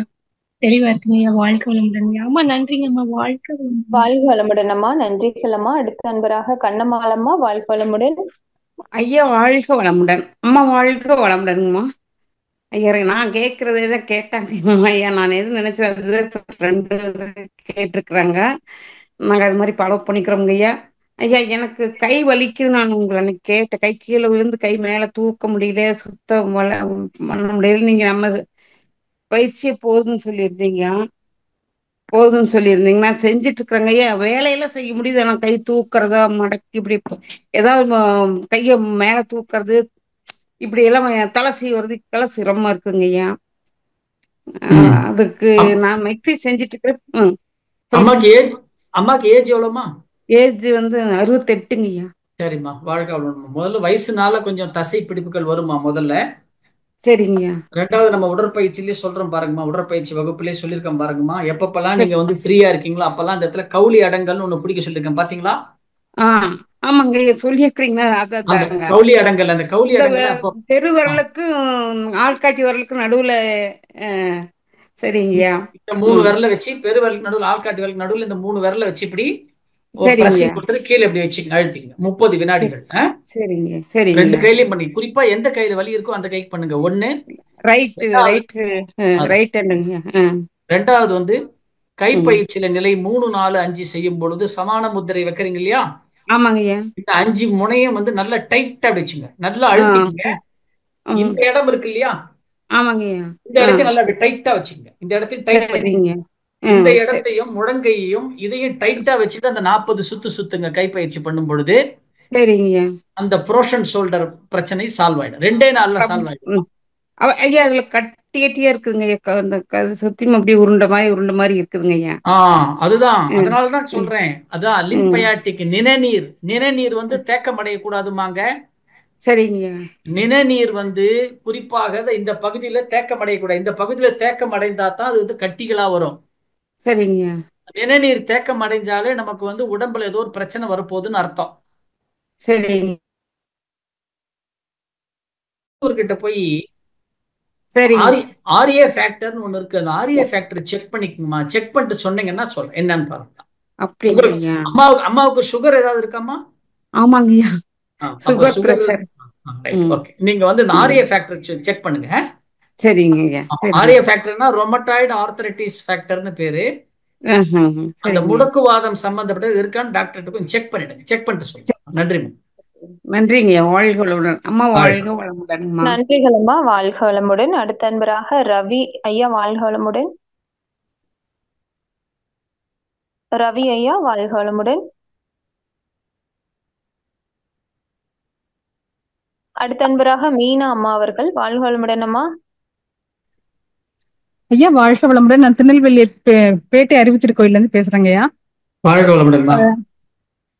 ஐயா ஒரு 1.5 மாசத்துக்கு முன்னாடி இதே மாதிரி உங்கள்ட்ட லைவ்ல பேசினேன். அப்போ வந்து இதே மாதிரி இப்ப கண்ணம்மாள்லாம சொன்னாங்க இல்லையா, அதே மாதிரி எனக்கு இந்த மாதிரி இந்த புஜத்துல வந்து வலி இருக்கு, என்ன செய்யணும்னு சொல்லிட்டு உங்கள்ட்ட கேட்டேன். அப்ப நீங்க இதே அவங்களுக்கு சொன்ன அதே பதில் தான் சொன்னீங்க. இது மாதிரி 5 விரல்களையும் வந்து நல்லா ஒரு அழுத்தம் கொடுத்து அந்த எக்ஸசைஸை 40 தடவை சுத்துங்க சரியாகும்னு சொன்னீங்க. தொடர்ந்து செஞ்சுட்டு இருக்கேன். இப்ப ரொம்ப நல்ல கியூர் ஆயிட்டியா. ரொம்ப நன்றிங்க சார். சொல்றதுக்காக தான் சார் கால் பண்ணேன். ரொம்ப சந்தோஷமா. அதுதான் சொல்றேன். ஏன்னா இப்ப நீங்க கேக்குறது அவங்க கேக்குறாங்களான்னு தெரியல. கண்டிப்பா கேட்டிருப்பாங்கன்னு நினைக்கிறேன். அதாவதுங்க, நாம வந்து ஒண்ணு மட்டும் நாம வந்து ஒரு சில விஷயங்கள் நம்ம வந்து மறந்துடுறோம். தொட்ட உடனே மருத்துவம் நமக்கு தேவை. நம்மளால இயலாத நிலைக்கு நம்ம போகும்போது தான் நமக்கு வந்து மருத்துவமே தேவை. அதனால வந்து அது வரைக்கும் கூடுமான வரைக்கும் நீங்க வந்து உங்களை நம்புங்க, பயிற்சிகளை நம்புங்க. அதுக்கப்புறம் மருத்துவத்துக்கு கண்டிப்பா மருத்துவம் இல்லாம நம்மளால சரி செய்ய முடியாது. ஆனா அது வந்து ஒரு முடியாத நிலைக்கு தான் போகணும். இப்ப நீங்களே பாருங்க, பயிற்சியை முறையா செய்தே அது ஆல்மோஸ்ட் வந்து கிட்டத்தட்ட நிறைய சரியாயிடுச்சுன்னு சொல்றீங்க பாருங்க. நல்லதுதான். நன்றிமா. வாழ்க வளமுடன். நன்றிங்க. அப்புறம் கொஞ்சம் ஸ்கின் ப்ராப்ளம் இருக்குங்க சார், அதுக்கு என்னங்க சார் பண்ணலாம்? அது என்ன மாதிரின்னு தெரியலையம்மா. பிளட் டெஸ்ட் பண்ணி பாருங்கம்மா. சரிங்கய்யா. ஆமா, ரத்தத்துல சில பேருக்கு வந்து குறைபாடுகள் இருந்தால் அது என்ன மாதிரி ஸ்கின் ப்ராப்ளம் தெரியும் இல்லையா? வெயில் ஸ்கின் அலர்ஜி இருக்கா, சன் அலர்ஜி அது மாதிரி இருக்கா, வேற ஏதாவது இருக்கா, எந்த மாதிரி டைப்ல இருக்குன்னு சொன்னாங்களாமா ஏதாவது டாக்டர்ஸ்? இல்லங்க இதுவரை நான் இதுக்கு முன்னாடி 2 வருஷத்துக்கு முன்னாடி காமிச்சேன். ஒரு மருந்து கொடுத்தாங்க. அது அந்த டைமுக்கு மட்டும் கேக்குது, நிரந்தரமா இருக்க மாட்டேங்குது. திரும்ப வருது. இது மாதிரி முழங்கால்ல கொஞ்சம் அரிப்பு மாதிரி இருக்கடி, டெட் செல்ஸ் அப்படி வந்துட்டு இருக்கு அந்த இடத்துல. அப்போ அந்த எக்ஸிமா அது மாதிரி டைப்ல ஏதோ வருதோ? இல்லைங்க சார், அப்படி இல்லைங்க சார். இது நார்மலா கொஞ்சம் டெட் செல்ஸ் மாதிரி வருது. நம்ம தேங்காய் எண்ணெய் போட்டா சரியாகுது, அது மாதிரி இருக்குதுங்க சார். இல்ல அது மாதிரி வந்து நீங்க வந்து விட்டுறாதீங்க. ஒரு டாக்டர்கிட்ட பார்த்துட்டே பண்ணுங்க. எல்லாம் ஒண்ணு செய்யுங்க. நீங்க திருநெல்வேலியில் தானே இருக்கீங்க. அங்க திருநெல்வேலியிலே போனீங்கன்னா அங்கேயே வந்து வெட்பாலை தைலம் இருக்கு பாருங்க. அங்கேயே சரிங்கய்யா. சித்த மருத்துவத்துல வெட்பாலை தைலம்னு ஒரு தைலம் இருக்கு. நம்ம எஸ்கேஎம் ப்ராடக்ட்லயே இருக்கு. சரிங்கய்யா. உங்க அறிவுத்திருக்கோயிலே இருக்கு. சரிங்கய்யா. வெட்பாலை தைலம் தடவி பாருங்க. அந்த வெட்பாலை தைலம் சரியாகலைன்னா மருத்துவர்கிட்ட காமிச்சிருங்க, பிளட் டெஸ்ட் பண்ணிடுங்க. சரிங்கய்யா. ஓகேயா, நன்றிங்க. வாழ்க வளமுடன் அம்மா. நன்றிகள் அம்மா. அடுத்தன்பராக ரவி ஐயா, வாழ்க வளமுடன். ஐயா வாழ்க வளமுடன். வாழ்க வளமுடன். ரவி சேலம்ல இருந்து பேசுறேங்க ஐயா. கேக்குதா? சொல்லுங்கய்யா. ஐயா நான் ரவி இந்த சேலம்ல இருந்து சொல்லுங்க. பேசுறேன். எனக்கு 2 வினா இருக்குங்க ஐயா. ஒண்ணு, இந்த சாந்தி தவம் பண்ணும்போது எனக்கு மூலாதாரம் கரெக்டா மைண்ட்ல ஃபிக்ஸ் பண்ணிக்க முடியல. அதனால நான் அப்பப்போ ஆசனாவையை சுருக்கி இது பண்ணிட்டு இருக்கிறேன். அது கரெக்டானு கொஞ்சம் எனக்கு கன்ஃபார்ம் பண்ணணும் நீங்க. அடுத்தது கொஞ்சம் ஒரு இன்ஜூரினால வீட்டில் தான் இருக்குங்க ஐயா. காலில் கட்டு போட்டுட்டு பிஓபி போட்டிருக்கிறேன். அதனால இந்த பிரண்டை மாத்திரை சாப்பிட்றேன். சாப்பிட்டா எலும்பு கூடும்னு சொன்னதுனால, அதனால என்னன்னு தெரியலைங்கய்யா, கொஞ்சம் அப்பப்போ அரிக்குது. அதுக்கு ஏதாவது கிரீம் ஏதாவது இருக்குங்களா ஐயா? அரிக்குதுன்னா இல்ல பட்டக்ஸ்ல அரிக்குதுங்கய்யா. இல்ல என்ன மாத்திரை சாப்பிடுறீங்க? அட்ஜோலா? பிரண்டை டேப்லெட்னு இந்த இதுல கொடுத்தாங்க. அர்ஜோட்ல ம் பிரண்டை டேப்லெட்னு மெடிசின்ல இருந்து வாங்கிட்டு கொடுத்துருக்காங்க. ஆமா ஆமா, ஹட்ஜோடு தான். ஹட்ஜோடு இங்கிலீஷ்ல குட் மெடிசன் தான். அதான்யா என்னன்னு தெரியலங்கய்யா. ஆனா பட்டக்ஸ்லயும் இந்த இதுலயும் ஒரே அரிக்குது. அதெல்லாம் ஒண்ணு தேங்காய் எண்ணெய் தடவிடுங்க போறோம். ஓ, தேங்காய் எண்ணெய் போதுமா? Right, okay. அரிக்கிற இடத்துல தேங்காய் எண்ணெய் மட்டும் தடவுங்க போறோம். சரியான மாத்திரை தான் எடுக்கிறீங்க. சரிங்க ஐயா. ரைட்டு. இப்ப இந்த சாந்தி தவம் நீங்க பண்ணும்பொழுது அந்த நேரத்துல சாந்தி உணரலன்னா வேற ஏதாவது வருது? அவங்களுக்கு ஆகினை தெரியுதா அப்போ? சாந்தியாவது கொஞ்சமாவது உணரும். ஆகினை அந்த அளவுக்கு வர்றது இல்லையா. அது ரொம்ப கஷ்டப்பட்டு தான் பண்ண வேண்டியதா இருக்கு ஆகினையே. அதுக்குதான் ஒரு ஞாபகம் வச்சுக்கணும். சித்தர்கள் நிறைய பேருக்கு இந்த ஒரு டவுட் இருக்கு. சரி, உங்க மூலியமா அந்த டவுட் கிளாரிஃபை ஆகுது. எல்லாருக்குமே கிளாரிஃபை ஆகட்டும். இப்போ அதாவதுங்க, இப்ப நம்ம மூலாதாரத்திலிருந்து துரியம் வரைக்கும் இருக்கிற நாளமில்லா சுரப்பிகளை யோகத்துல நாம சக்கரம்னு சொல்றோம், தெரியுமா? எஸ், ஆமா ஆமா. அது என்னன்னு சொல்றோம்? சக்ராஸ் அப்படின்னு சொல்றோமா? ஆமா ஆமா. யோக சக்கரங்கள் அப்படின்னு சொல்றோம். எஸ். அப்ப யோக சக்கரம்னு நம்ம ஏன் நம்மளுடைய முன்னோர்கள், நமக்கு அந்த மகான்கள், ரிஷிகள்லாம் இந்த மெடிடேஷன் எல்லாம் நமக்கு கொடுத்தவங்க, பதஞ்சலி எல்லாரும் கொடுத்தவங்க எல்லாம், அது ஏன் முதல்ல யோக சக்கரம்னு சொன்னாங்கன்னு தெரியுமா நமக்கு? ஏன் யோக சக்கரம்னு சொன்னாங்க அப்படின்னு கேட்டீங்கன்னா, ஆக்சுவலா பாத்தீங்கன்னா அந்த இடத்துல உங்களால மூலாதாரத்தையோ சுவாதிஷ்டானத்தையோ மணிப்பூரகத்தையோ அநாகதம் விசுப்தி ஆக்னா சகசாதாரம் நம்மளால பின் பாயிண்ட் பண்ண முடியாது உடனே, புரியுதுங்களா? ஓகே. ஏன்னா உங்களுக்கு எதிர்த்தாப்புல விசிபிளா இருக்கிற ஒரு பொருளை பாருன்னு சொன்னா நீங்க பாப்பீங்க. எக்ஸாக்ட்லி. உள்ளுக்குள்ள போய் ஒரு பொருளை நீங்க பாருங்கன்னு சொன்னா உங்களால பார்க்க முடியாது. ஏன்னா இன்விசிபிள். அப்போ இப்ப ஒண்ணு இல்ல, நீங்க தீபாவளி பொழுது இந்த ஜாமீன் கிராக்கர்ஸ் சங்கு சக்கரம் தர சக்கரம் விடுறாங்கல்ல, ஆமா, அதை அப்படி கொளுத்தி விட்டுட்டீங்கன்னா அது சுத்தும் பொழுது என்ன ஆகுது? அது சுத்தும் பொழுது வெளியில ஒளி வருதா? வருது. நடுவுல என்ன இருக்கு? நடுவுல அந்த சின்னதா அந்த சுத்துறதுக்காக ஒரு வீல், ஒரு இது கொடுத்துருப்பாங்க. சுத்துறதுக்காக ஒரு இது கொடுத்துருப்பாங்க. அந்த இடம் மட்டும் தானே இருக்கு. எஸ், ஆமா. அது சுத்தாது, வெளியில இருக்கிறது மட்டும் தான் சுத்தம். பாத்திருக்கீங்களா? ஆமா ஆமா. ஆனா வெளியில இருக்கிறது சுத்துறதுனால உங்களுக்கு பார்க்கும்போது அதுவும் சுத்துற மாதிரி தெரியுது. ஆமா. அந்த நடுவுல இருக்கிறது ஸ்டாட்டிக், சுத்தி சுத்துறது டைனமிக். ஓகே. இப்போ மூலாதாரம் இருக்குல்ல, ஆமா, அந்த மூலாதாரம் இடத்துல போயிட்டு நீங்க ஒரு சங்கு சக்கரம் சுத்துற மாதிரி ஒரு பாவனை பண்ணுங்களேன். உதாரணமா சுத்தினா அந்த சங்கு சக்கரம் சுத்துற மாதிரியே வலம் இருந்து இடம் மாதிரி அப்படி சுத்துற மாதிரியே சுத்திக்கிட்டே இருங்க கொஞ்ச நேரம். அந்த இடத்த நீங்க சுத்த சுத்த சுத்த சுத்த எதை போய் பிடிப்பீங்க? நீங்க மூலாதாரம் பிடிக்க ட்ரை பண்ணுவோம். மையத்தை பிடிச்சிருவீங்க. மையம். ஆமா. ஒரு பொருள் சுத்துதுன்னா சுத்துறதுக்கு என்ன தேவை? ஒரு மையம் தேவையில்லை? ஆமா. அப்ப அது நீங்க சுத்துறத பார்த்தாலே மையத்தை போய் பிடிச்சிருவீங்க. அதனாலதான் அது அத்தனைக்கு பேரும் சுத்துறதுனாலதான் இந்த எல்லா சிறப்பிகளுக்கும் பேர் யோக சக்கராஸ்ன்னு சொன்னாங்க நம்ம முன்னோர்கள். ஓகே. ஓகேங்களா? அப்ப நீங்க அந்த பாவனையில பண்ணுங்க. அஸ்வினி முத்திரை போடுறீங்க. ஆமா. அஸ்வினி முத்திரை போட்டுட்டாலே சுத்த ஆரம்பிச்சிருங்க. ஞாபகம் வச்சுக்கோங்க. அப்ப நீங்க அந்த சுத்துறத கவனிக்கும் பொழுது நீங்க அந்த சுழற்சியை கொஞ்ச நேரம் பாருங்க. அந்த சுழற்சியை பார்க்க அந்த சுழற்சியினுடைய அந்த ரவுண்ட்ஸை சுருக்கிக்கிட்டே போங்க. 10 ரவுண்டுல சுத்துதா 9 ரவுண்ட் ஆக்குங்க, 8 ரவுண்ட் ஆக்குங்க, 7 4 3 2 1 போய் சென்டர்ல போய் நின்னுடுங்க. தானா வந்துடும். புரியுதுங்களா? ஓகே ஓகே ஓகே நன்றி. ஓகே புரியுது ஐயா. இதுல இன்னொரு சின்னது, அந்த இது அரிப்பு சொன்ன இல்லைங்கய்யா, அதுக்கு வந்து இச்சிகார்டு போட்டேன், சரியா போகல. அப்ப மெடிக்கல் ஷாப்ல கேட்டா 4 டேர்ம்னு ஒரு ஆயின்மெண்ட் கொடுத்தாங்க. அந்த கரெக்ட், அது நல்லது போட்டா நல்லது. ஒரு போடலாம் 3 போடலாம். நாள் மட்டும் கேக்குது ஐயா, அதுக்கப்புறமா திரும்பியும் அரிக்குது. அது ஒண்ணும் பண்ணாது, அதெல்லாம் ஒண்ணுமே பண்ணாது. சரி ஓகேங்கய்யா, தாராளமா. சரி ரைட், ஓகே ஓகே. நன்றிங்க ஐயா, நன்றி. வாழ்க வளமுடன். வாழ்க வளமுடன். நன்றிகள் ஐயா. அடுத்த அன்பராக கற்பகவல்லி அம்மா அவர்கள். வாழ்க வளமுடன் அம்மா. கற்பகவல்லி அம்மா வாழ்க வளமுடன். அடுத்த அன்பராக ரியல்மி RMX ஐயா, நீங்க பேர் சொல்லிட்டு பேசலாங்க. வாழ்க வளமுடன். ரியல்மி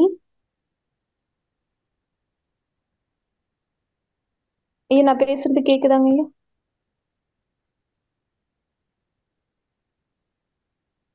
வாழ்க வளமுடன்.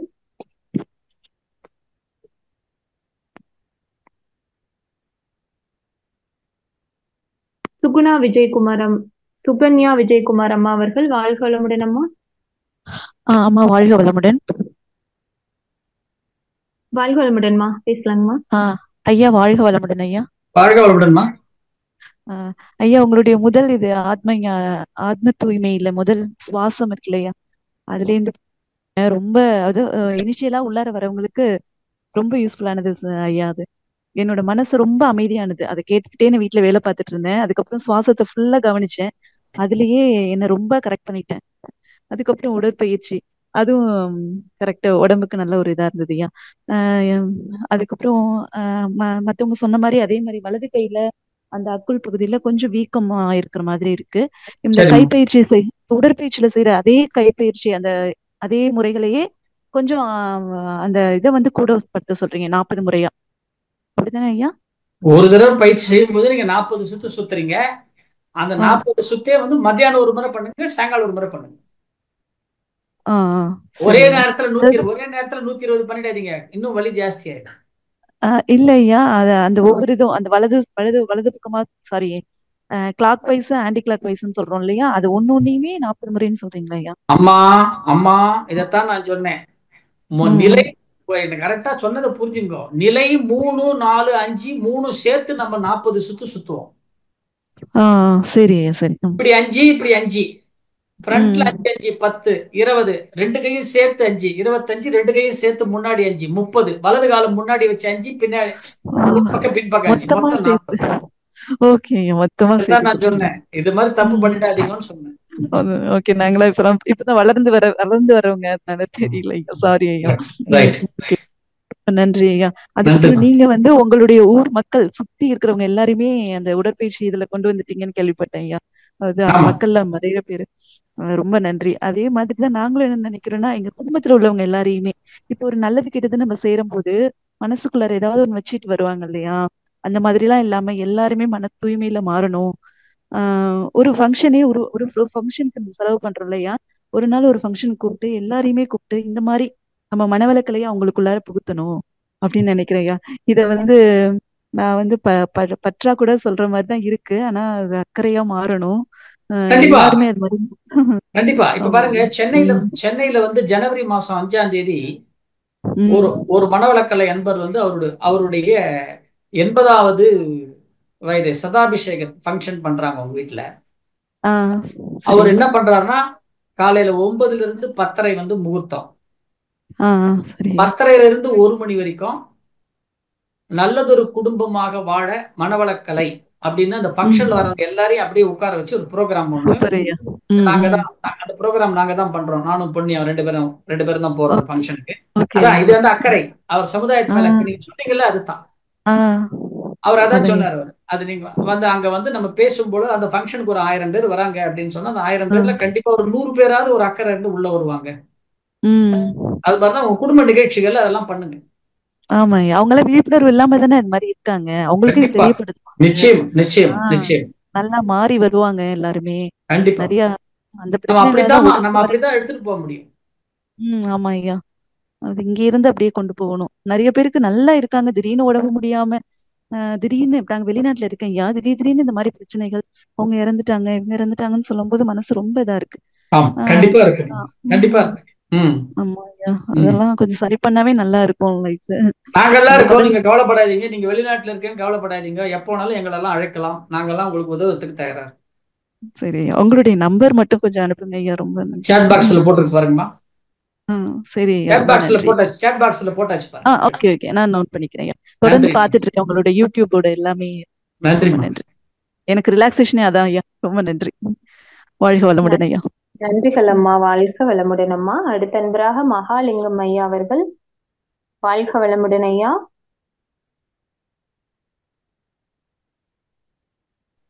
அடுத்த அம்மா அம்மா வாழ்க வாழ்க வளமுடன் வளமுடன். ஐயா, பேசலாம். ஐயா வாழ்க வளமுடன். வாழ்க வளமுடன். சொல்லுங்கய்யா. ஐயா நான் வந்து துபாயில இருந்து பேசுறேங்க ஐயா. நான் வந்து ஆசிரியர், துணைப்பேராசிரியர் பயிற்சி வரைக்கும் வந்துட்டேன், லெவல் வரைக்கும் வந்துட்டேன் ஐயா. எனக்கு வந்து ஐயா எந்த மெடிடேஷன் பண்ணும் போதும் துரியம் வந்து பயங்கர ஒரு வைப்ரேஷன் வந்து அதிகமா இருக்கு, அளவுக்கு அதிகமா இருக்கு. அதே மாதிரி இப்ப ஏதாவது ஒரு கோயில் போகணும், சாமி கும்பிடணும், ஏதாவது ஃபோக்கஸ் பண்ணும்போது ஆட்டோமேட்டிக்கா அங்க வந்து ஒரு வைப்ரேஷன் வந்துருதுங்க ஐயா நமக்கு.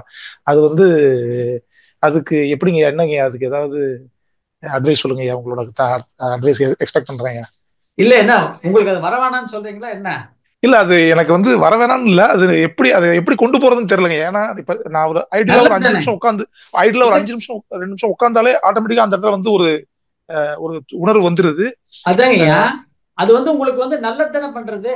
உங்களுக்கு டிஸ்டர்ப் பண்றதா? இல்ல டிஸ்டர்பன்ஸ் எதுவும் பண்ணலையா, டிஸ்டர்பன்ஸ் எதுவும் பண்ணல.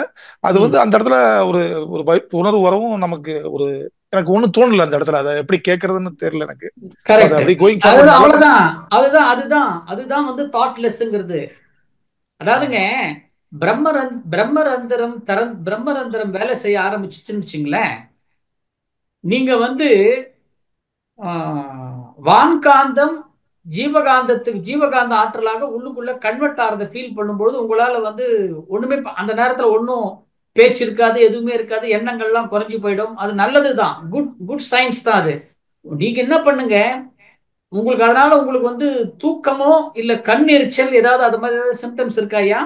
இல்லைங்க இல்லைங்க, அதே மாதிரிலாம் எதுவும் இல்லைங்க. அது அப்படியே அந்த வைப்ரேஷன் மாதிரி இருக்குங்க. அப்படி நல்லதா இருக்கு. ஒன்றும் எனக்கு குழப்பம் சந்தோஷம் கிடையாது. இருந்தா நீங்க செய்கின்ற செயல்கள் அத்தனையும் வந்து சரியான முறையில உங்களுக்கு ரிசல்ட்டை கொடுக்கும். அதனால உங்களுக்கு உடல் துன்பம், ஏதாவது மனத்துன்பம், உடல் துன்பம் இருந்ததுன்னா தினமும் என்ன பண்ணுங்க, 3 வேளை வந்து தண்டுவடை சுத்தி பண்ணுங்க. வாழ்க வளமுடன், வாழ்க வளமுடன். நல்லது தண்டுவடை நல்லது, நல்லா இருக்கீங்க. தண்டுவடை சுத்தி பண்ணிட்டு மூலாதாரத்துல கொஞ்ச நேரம் நில்லுங்க, தானா இறங்கிடும். வாழ்க வளமுடன். நல்லது நல்லது, வாழ்க வளமுடன். நன்றிகள் ஐயா. வாழ்க வளமுடன். அடுத்த அன்பராக சபரீஷ் ஐயா அவர்கள். வாழ்க வளமுடன் ஐயா. அம்மா நன்றி அம்மா. ஐயா வணக்கம் ஐயா. வாழ்க வளமுடன் ஐயா. வாழ்க வளமுடன் ஐயா. வளமுடன் ஐயா. நீங்க போன வாட்டி சொன்ன மாதிரி இந்த வாட்டி உங்க ஸ்பீச் ரொம்ப சிறப்பா இருந்ததுங்க ஐயா. நிறைய விஷயங்கள் கத்துக்கிட்டேன் ஐயா, ரொம்ப நன்றி. ஐயா எனக்கு ஒரே ஒரு பொதுவான கேள்வி வந்து, இப்போ இந்த இது சின்ன வயசு படிக்கிறவங்க எல்லாரும் வந்து இந்த காதல் தோல்வியில எல்லாம் ரொம்ப மனமுடைஞ்சே இருக்காங்க இல்லைங்க ஐயா. இப்ப அவங்க கிட்ட நம்ம இது எப்படி பற்றுன்னு சொன்னா அவங்க எப்படி எடுத்துப்பாங்களான்னு தெரியல, அதான் கேக்குறேன் ஐயா. கேள்வி கஷ்டமான கேள்விதான், பதிலும் கஷ்டமான பதில் தான் எல்லாருக்குமே. ஆனா வந்துங்க, ஒருத்தருக்கு வந்து இது வந்து அவங்க வந்து அக்செப்டன்ஸ்ங்கிறது வந்து எந்த வயசுல வேணாலும் வந்துடும், புரியுதுங்களா? அவங்க அதை வந்து ஏத்துக்கிற நிலை அந்த நேரத்துல, எந்த ஏத்துக்கிற நிலையோ அந்த நேரத்துல வரும். ஏன் மனவளக்கலையிலேயே 25 வயசு 16 20 வயசுல இருக்கிறவங்க எத்தனை பேர் மனவளக்கலையில இருக்கிற மாணவர்கள் தொண்டு செய்யறாங்க தெரியுமா இங்க? அதனால இது வந்து நாம கொடுக்க வேண்டியது நாம அவங்களுக்கு கொடுத்துடணும். அது அவங்களுக்குள்ள போய் பெனட்ரேட் ஆகணும். பெனட்ரேட் ஆகிற மாதிரி நாம கொடுக்க வேண்டியது நம்ம ஆசிரியர்களுடைய கடமை, அவ்வளவுதான். அது பெனட்ரண்ட் தானா கண்டிப்பா ஆயிடும். கொடுக்க வேண்டிய விதத்துல கொடுத்தா அதுக்கு வந்து ஒரு வயதுன்றதே வந்து ஒரு பிரச்சனையே கிடையாது சபரீஷ். ஓ சரிங்க சரிங்க, ரொம்ப சிறப்பான பதில். நன்றி. நன்றிமா, நன்றி. எந்த வயசுல இருந்தாலும் நம்ம கொடுக்கலாம், அது தானா உள்ள போய் சேர்ந்துரும் அது. ஏன்னா மனிதனுடைய இயல்பு என்னன்னு கேட்டீங்கன்னா, யாருக்கு நாம வந்து ஒரு உபதேசத்தை நீ கொடுக்கிறாயோ அது வந்து அவனுக்குள்ள வந்து என்னைக்கு எழுச்சி பெறணும், அது அந்த க்ஷண நேரத்துல கூட எழுச்சி பெறும், புரியுதுங்களா?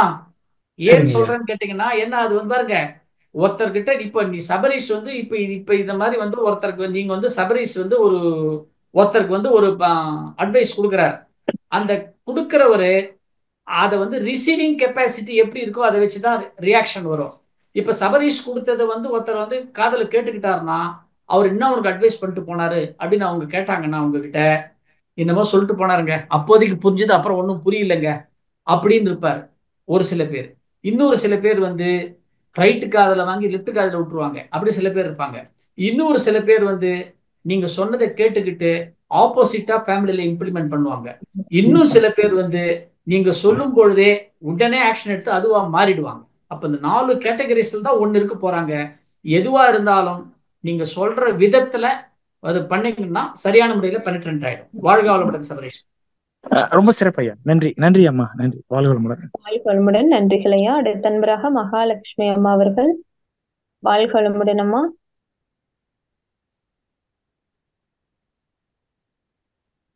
வாழ்க வளமுடன் மகாலட்சுமி அம்மா. வாழ்க வளமுடன். அடுத்த அன்பராக ரியல் மீ. வாழ்க வளமுடன்ங்க. நீங்க பேர் சொல்லிட்டு பேசலாங்க. வாழ்க வளமுடன்.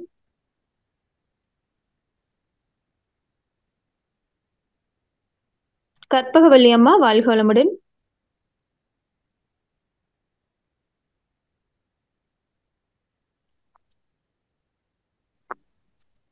ஐயா வாழ்க வளமுடன். நிறைவு செஞ்சுக்கலாமாங்க ஐயா? பண்ணிக்கலாமா? யாரோ வாழ்க வளமுடன் மகாலட்சுமி அம்மா. வாழ்க வளமுடன். ஐயா எனக்கு ஒரு கேள்விங்க ஐயா. கிட்டத்தட்ட 1.5 இயர்ஸா வந்து ஒயிட் டிஸ்சார்ஜ் வந்து இருந்துட்டே இருக்கு. எப்ப யூரினேட் பண்ணும்போதும் கொஞ்சம் ஒரு ரொம்ப கம்மியா தான் போகுது, ஆனா அந்த ஒயிட் டிஸ்சார்ஜ் இருந்துகிட்டே இருக்கு. டாக்டர்ஸ் எல்லாருமே இது ரொம்ப நார்மல் தான் அப்படின்னு சொல்றாங்க. எனக்கு அதை நினைச்சாலே கொஞ்சம் பதட்டமா, ஏதாவது பெரிய இது நோய் ஏதாவது இருக்குமோ அப்படின்னு ஒரு கவலை. அம்மாக்கு எவ்வளவு ஏஜ்மா? 34. ஒன்றும் பயப்படாது. எந்த ஊருமா? பாண்டிச்சேரிங்க. நீங்க என்ன பண்ணுங்க, மாதுளம் பழம் நிறைய எடுத்துக்கங்கம்மா தினசரி. சரிங்க ஐயா. தினசரி மாதுளம் பழம் நிறைய எடுத்துக்கங்க.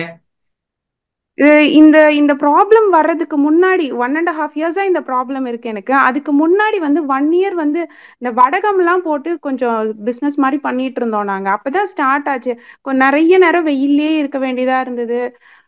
அப்பதான் ஸ்டார்ட் ஆச்சு. ஆனா அது எவ்வளவு மெடிசின்ஸ் எடுத்து பார்த்துட்டேன், அலோபதி சித்தா எல்லாமே எடுத்து பார்த்துட்டேன், ஆனா சரியாகிற மாதிரியே தெரியல. ஒன்றும் பிரச்சனை இல்லைம்மா. நீங்க வந்து உடற்பயிற்சி எல்லாம் முறையா பண்றீங்களாமா? எல்லாமே பண்ணிட்டு இருக்கேன் நான். உடற்பயிற்சி முறையா பண்ணுங்க, காயகல்பம் முறையா பண்ணுங்க. உங்க மன்றத்துல யாராவது மூத்த பேராசிரியர்கிட்ட வந்து தனிப்பட்ட முறையில வந்து மான் பயிற்சின்னு ஒரு பயிற்சி இருக்கு, தெரியும்ல உங்களுக்கு? சரிங்க ஐயா. அந்த பயிற்சி முறையா பண்ணுங்க. 108 பண்ணுங்க, முறையா பண்ணுங்க. சரிங்க ஐயா. கூட வந்து மாதுளம் பழம் உணவுல நிறைய எடுத்துக்கங்க. மாதுளம் பழமா எடுக்க முடியலன்னா சித்தா மெடிக்கல் ஷாப்லயே உங்களுக்கு மாதுளை மணப்பாகு அப்படின்னு ஒரு சிறப்பு ஒண்ணு இருக்கு. மாதுளம் பழம் எடுத்துக்கிறேன் நானு. எடுத்துக்கிறேன். மாதுளம் பழம் எடுத்துக்கங்க. மாதுளம் இல்லைன்னா உங்களுக்கு அது மாதிரி ஒயிட் டிஸ்சார்ஜ் ஆகின்ற நேரத்துல மாதுளம் பழம் நீங்க எடுக்கிறீங்கன்னா நீங்க என்ன பண்ணுங்க, அது மாதிரி உங்களுக்கு இந்த ஒயிட் டிஸ்சார்ஜ் இது மாதிரி வந்து உதிரப்போக்கு இது மாதிரிலாம் இருக்கின்ற நேரத்துல அந்த மாதுளம் பழத்தினுடைய தோல் இருக்குல்ல? ஆமாங்க ஐயா.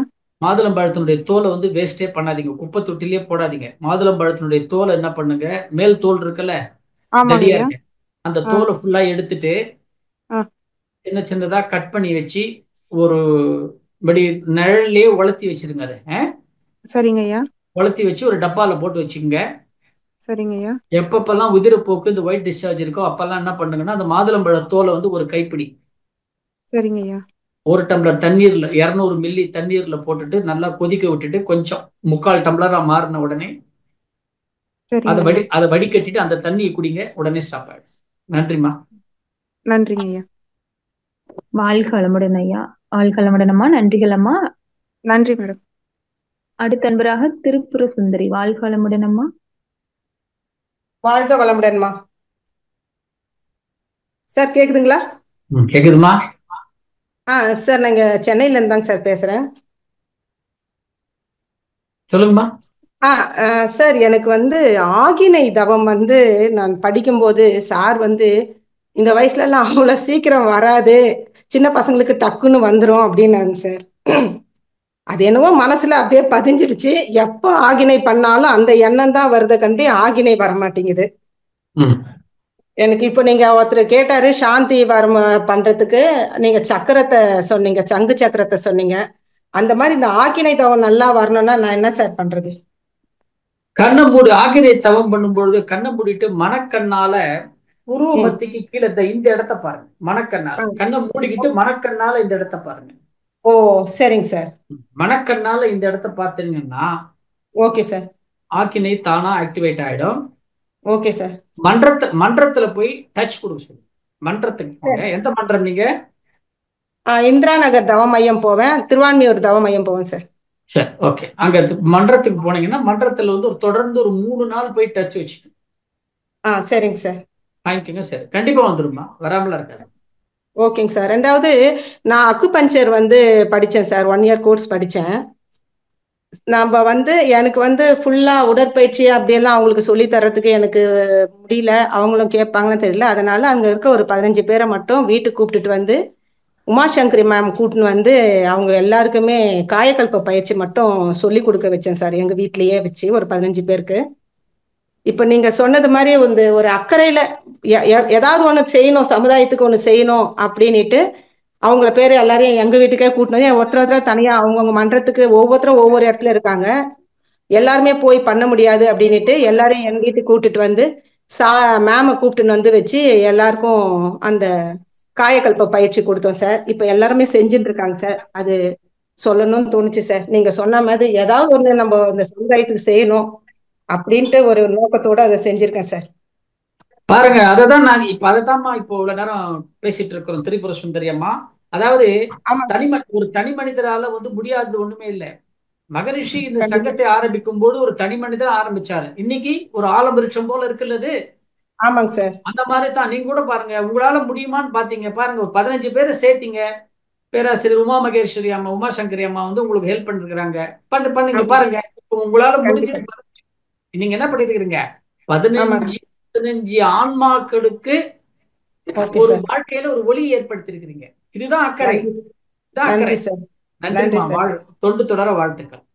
தேங்க்யூ. நன்றி சார். வாழ்க வளமுடன் சார். வாழ்க வளமுடன் அம்மா. மிக்க நன்றிகள் அம்மா. ஐயா, நிறைவு செஞ்சுக்கலாமாங்க? பண்ணிக்கலாமா? நன்றிகள் ஐயா. வாழ்க வளமுடன். நம் கடமை அறவாழ்வின் நாட்டத்தே